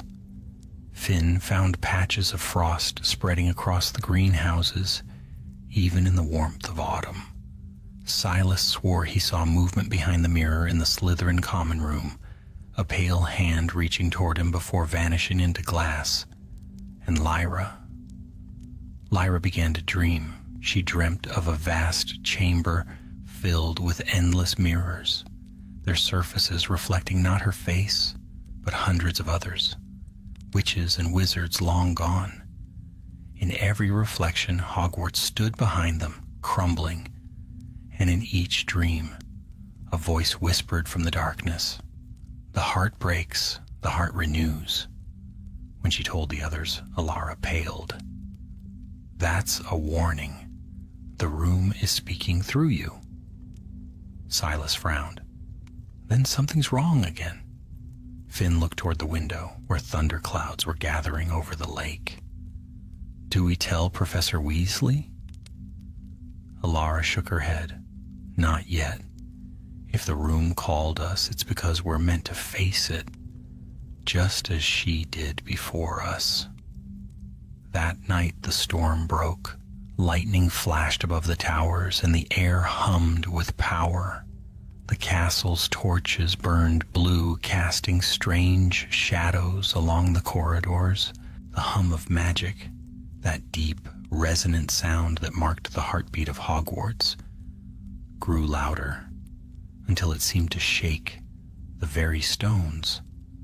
The 4 students ran through the halls, drawn by instinct toward the source, down staircases that moved aside for them, through passages that opened like lungs, until at last they reached the corridor near the astronomy tower. The wall was glowing again, but this time the light was not gold, nor blue. It was red, alive with heat, throbbing like fire behind glass. Alara lifted her wand. "It's not calling us," she said. "It's warning us." The wall cracked open with a deafening roar. Beyond it, a wave of heat surged out, and in the light they saw something vast and shadowed begin to move. Lyra's eyes widened. "What is that?" From the darkness came a low, echoing voice, ancient and bitter. "The heart that remembers also regrets." The air turned molten. The fire formed into a shape, tall, cloaked in flame, its eyes twin embers. Alara's hand tightened on her wand. "It's the curse again." Finn shook his head. "No, it's something older." The figure stepped forward, and the walls around them trembled. "You kept me sealed for 1,000 years, it said, "but every memory leaves a scar. Every light casts a shadow." And as lightning split the sky outside, the guardians of the New Age realized their true trial had just begun. The flames that had burst from the wall did not burn as normal fire should. They moved like a living storm, spiraling upward, painting the corridor in a red gold light that flickered and breathed. The students stumbled backward, shielding their eyes from the glare. The heat was fierce, yet somehow it did not scorch their skin, only pressed against them, as though testing their resolve. The figure within the fire took shape, a towering silhouette cloaked in shadow and ember. Its eyes blazed with intelligence older than memory. When it spoke again, its voice was both flame and echo, resonating through their bones. You guard the heart, yet you do not understand it. All light casts shadow. I am what was forgotten when the castle was born. Elira stepped forward, though her hands trembled. You're the curse, she said softly. The one the founders sealed away. The creature laughed, a sound like crackling wood and breaking glass. A curse? No, child. I am the memory of the first fire, the passion that forged this place. They feared me, called me hunger, called me chaos. But without me, Hogwarts would never have lived. I am its shadow soul. Finn's voice was barely a whisper. Then why awaken now? The flames flickered brighter. Because your world has forgotten balance. The room stirs when the heart weakens, and the heart weakens when those who dwell within forget what they are. Lyra drew her wand. We're not afraid of you. The shadow smiled. No, but you will be. With that, it raised its hand, and the corridor around them dissolved into smoke. They stood now in a vast chamber of light and flame, the very air vibrating with heat. The walls moved like molten glass, reflecting their faces in warped, shifting patterns. The figure towered above them, its form expanding until it filled the space. Once the four who founded this school bound me here, it said. They divided their strength to contain me, courage, wisdom, loyalty, and ambition. But they forgot that each virtue needs its shadow. Without fear, courage is arrogance. Without doubt, wisdom is folly. Without selfishness, loyalty is weakness. Without humility, ambition becomes ruin. The words seemed to seep into the air itself, heavy and undeniable.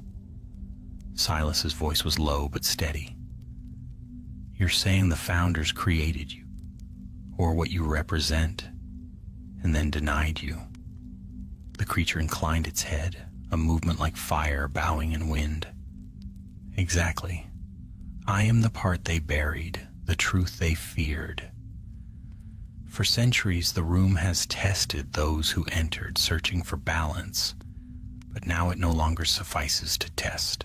The world outside grows restless. Division festers.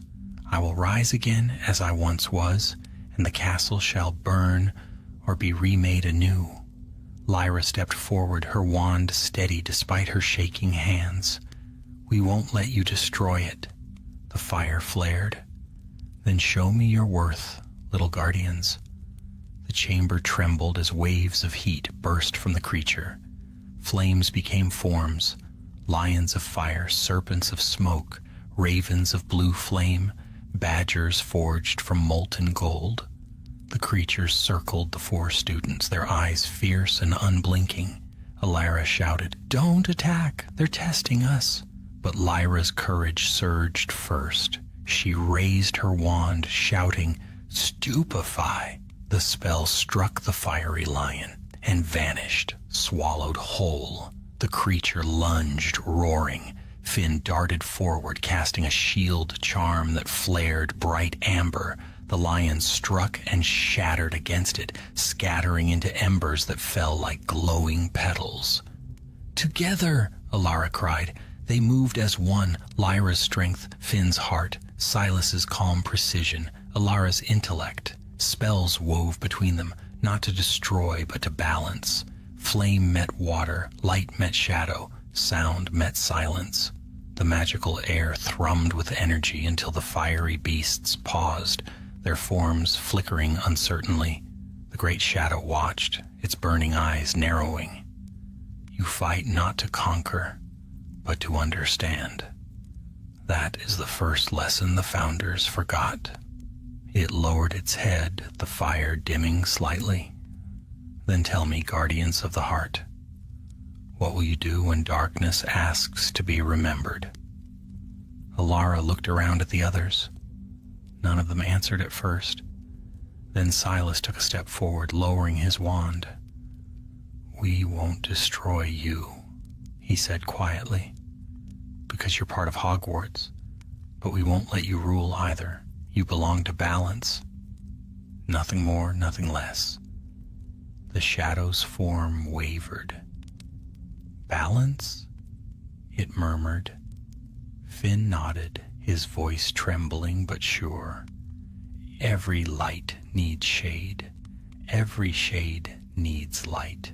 Maybe that's why we're here. To remind Hogwarts that it can't deny its own nature. The fire began to cool. Red faded to gold, gold to white.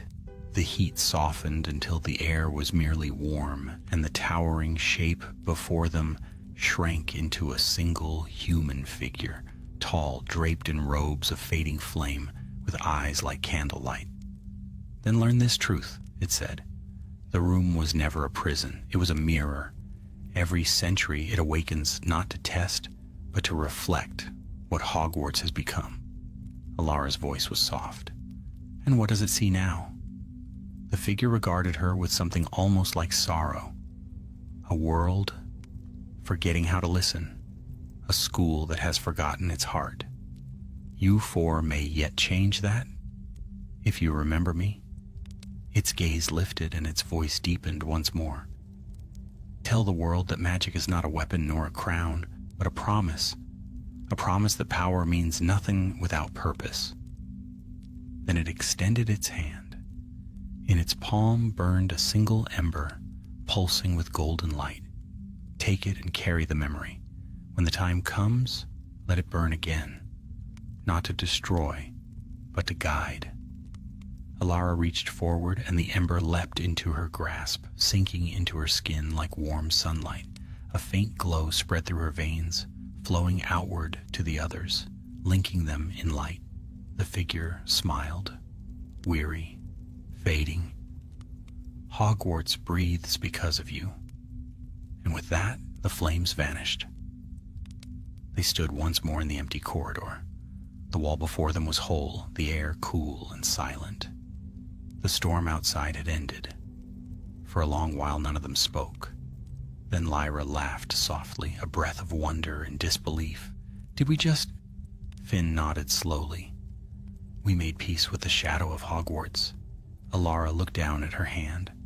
The faint light still glowed beneath her skin, warm and steady. "No," she said, "we didn't make peace. We remembered." Silas exhaled, glancing toward the ceiling. Then maybe that's what it always wanted. To be remembered, not feared.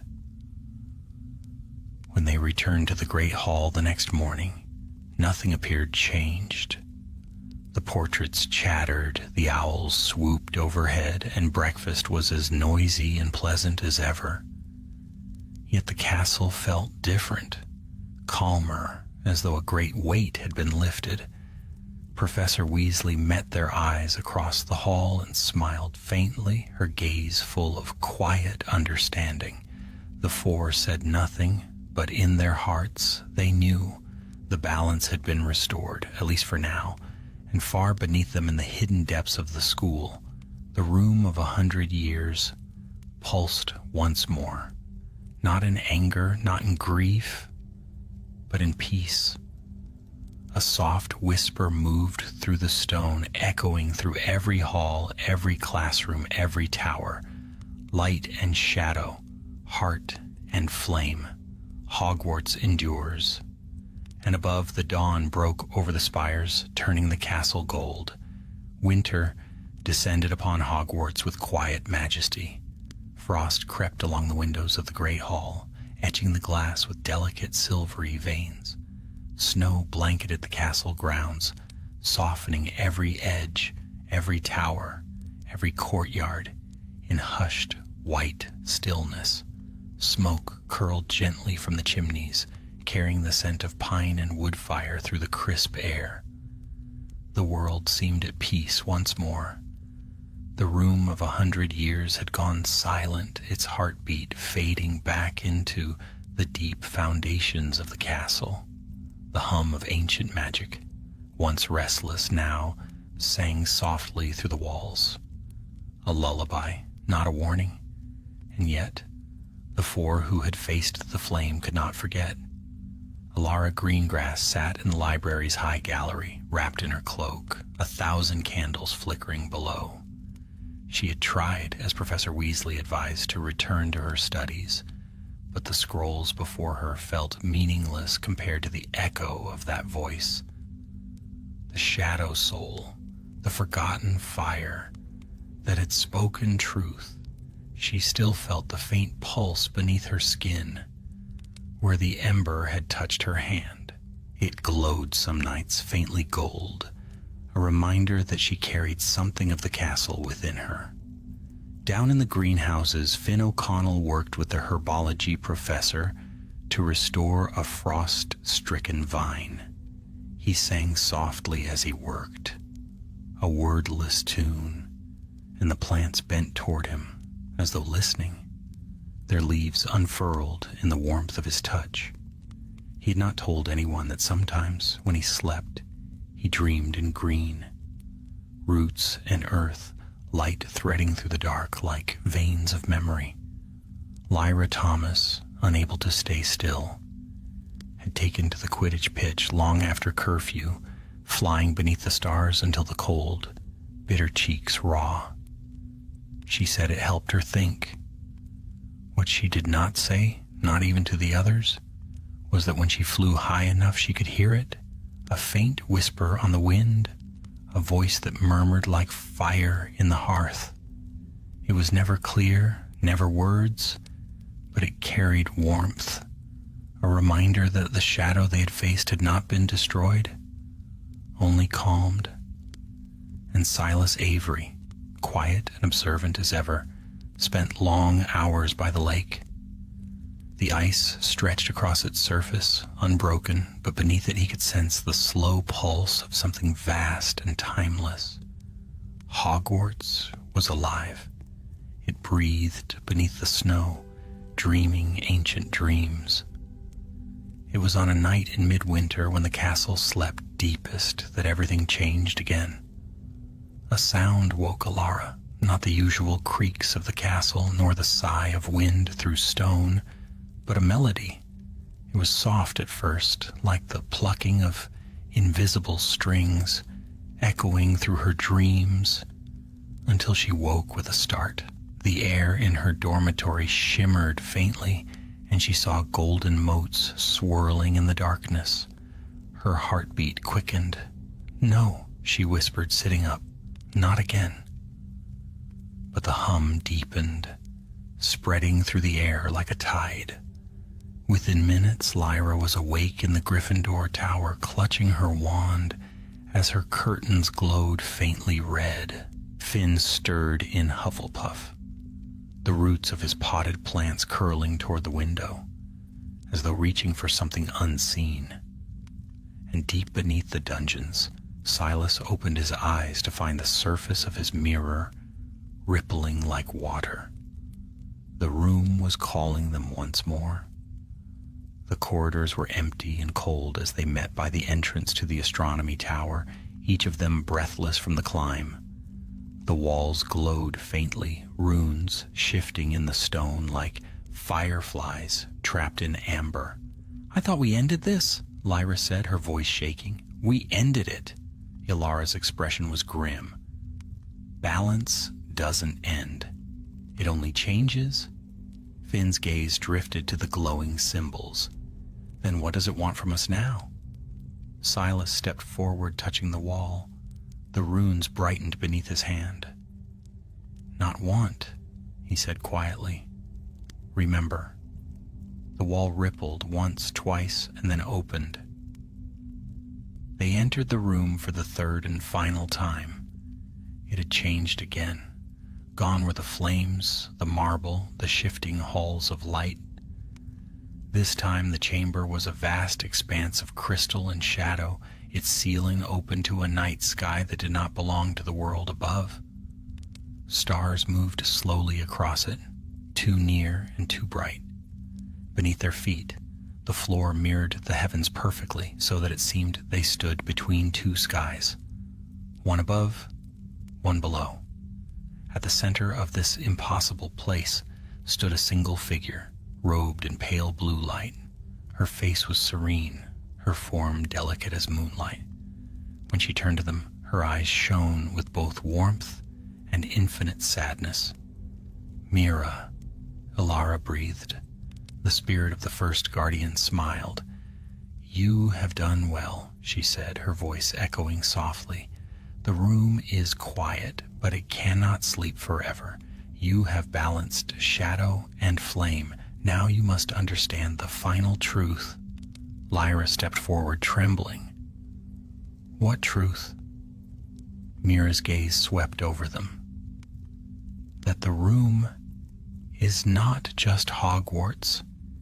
It is every memory ever kept within these walls, every hope, every fear, every triumph and failure. It remembers all who have walked here. But memory, too, must be guided, or it consumes itself." The stars above flared, and the air trembled. "The castle is growing old," Mira said softly. "Its walls are strong, but its heart is weary. It needs new life, a promise renewed." Finn frowned. "What can we do?" Mira lifted her hand, and light spread from her fingertips like flowing water.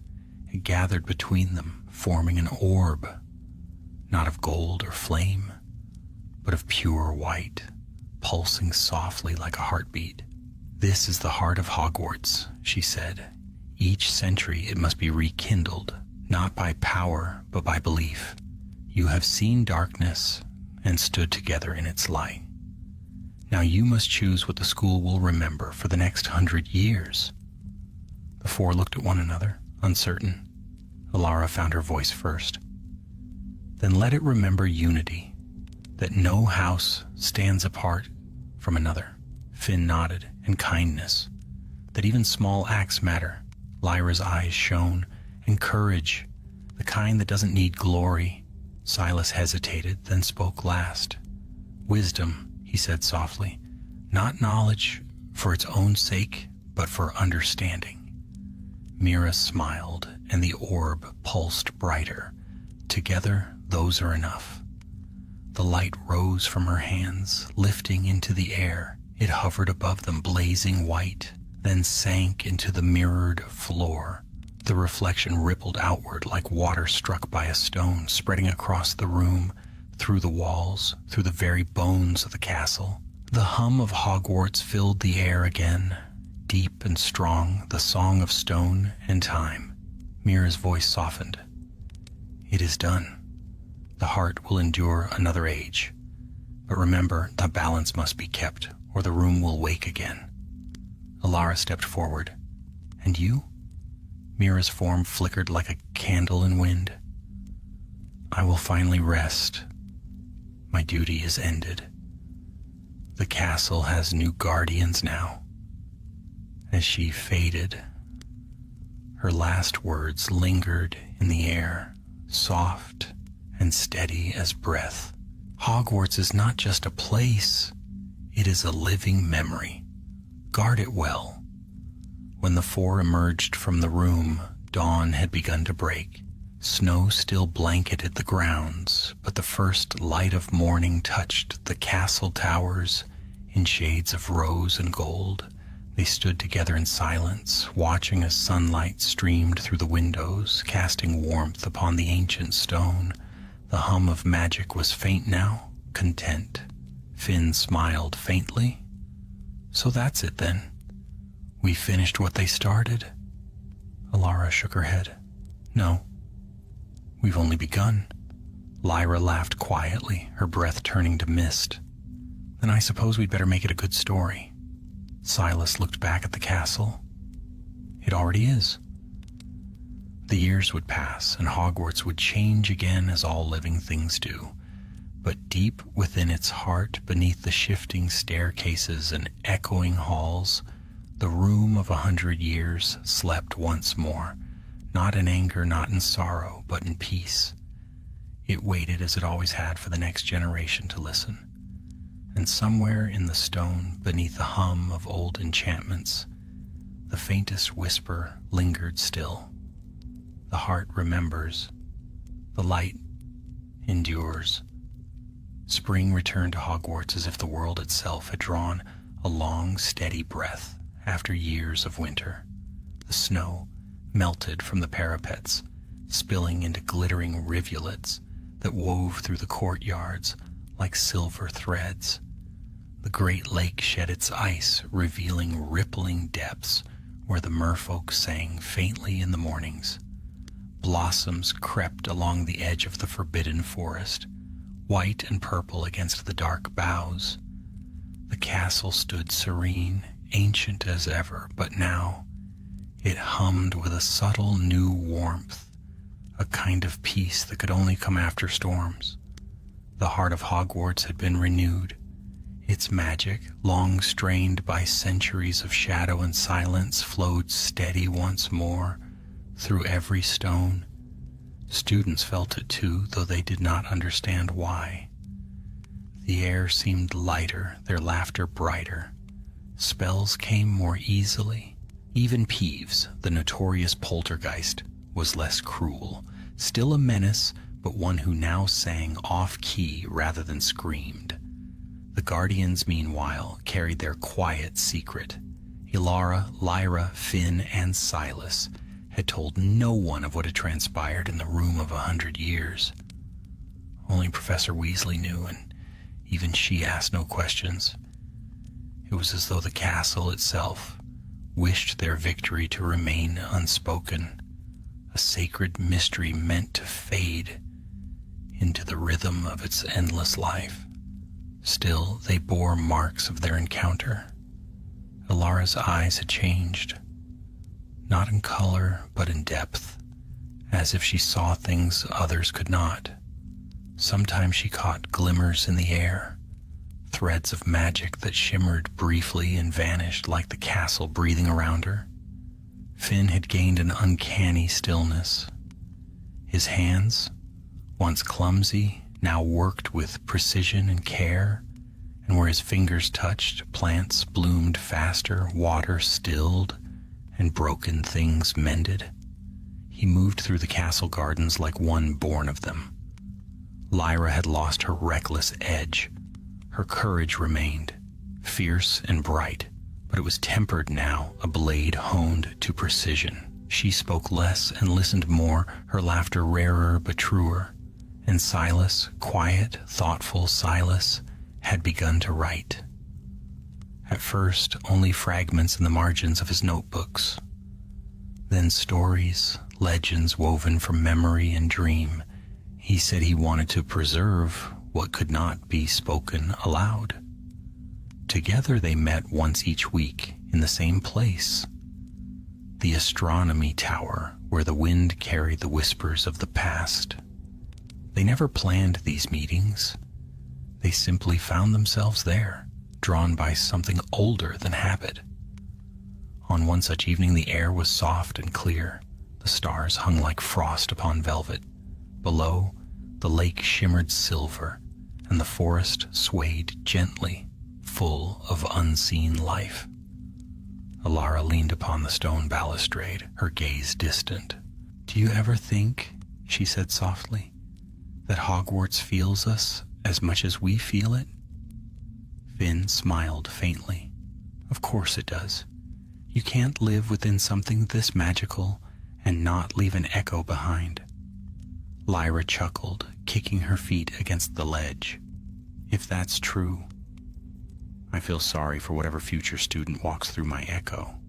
I doubt the castle could survive another me." Silas glanced at her, amused. "It already has. I think it rather enjoys the trouble." Their laughter mingled with the wind. After a while, silence settled over them again. Comfortable, thoughtful. "The room's gone quiet," Finn said after a moment. Do you think it will stay that way? Ilara shook her head slowly. Not forever. Magic like that never sleeps forever. It dreams, and it waits. Silas tapped his quill absently against a parchment. Then when it wakes again, it will need new guardians. Lyra smirked. Poor souls. They'll never see it coming. Ilara turned toward them, her eyes reflecting the starlight. When that time comes, they'll need stories to guide them, not instructions. Stories, the kind that remind people who they are and what they stand for. Silas nodded thoughtfully. Then I'll write them, all of it. The room, the heart, Mira, the shadow. Every truth wrapped in a tale so it will be remembered even when no one believes it's real. And when people read them, Finn said, smiling, they'll think it's just another legend. Perhaps, Ilara murmured. But legends are how the truth survives. The months drifted by.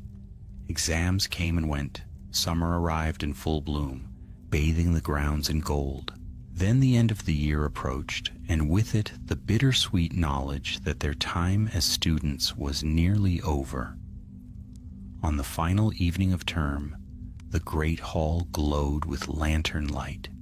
The ceiling shimmered with constellations, and laughter filled the air. House banners swayed gently overhead. Rose Weasley, seated among the professors, watched the four guardians from afar. Her smile was wistful but proud. When the feast ended and the students began to leave, she rose quietly and made her way to the tower one last time. They were already there, as she'd known they would be. Rose paused in the doorway, the wind tugging gently at her robes. "You've done well," she said softly. Ilara smiled. "We couldn't have done it without you." "I did nothing," Rose said, her eyes warm. "It was always Hogwarts guiding you. The room simply chose the right hearts." Silas hesitated. "Will it always be this way? Every 100 years, another group, another trial?" Rose looked toward the horizon, where the sun had dipped below the mountains, leaving a band of gold along the edge of the sky. "As long as Hogwarts stands, the room will return. It is the castle's memory, its way of ensuring that the lessons of the past are never lost." Finn frowned. "Then it's a cycle that never ends." Rose nodded. "Nor should it.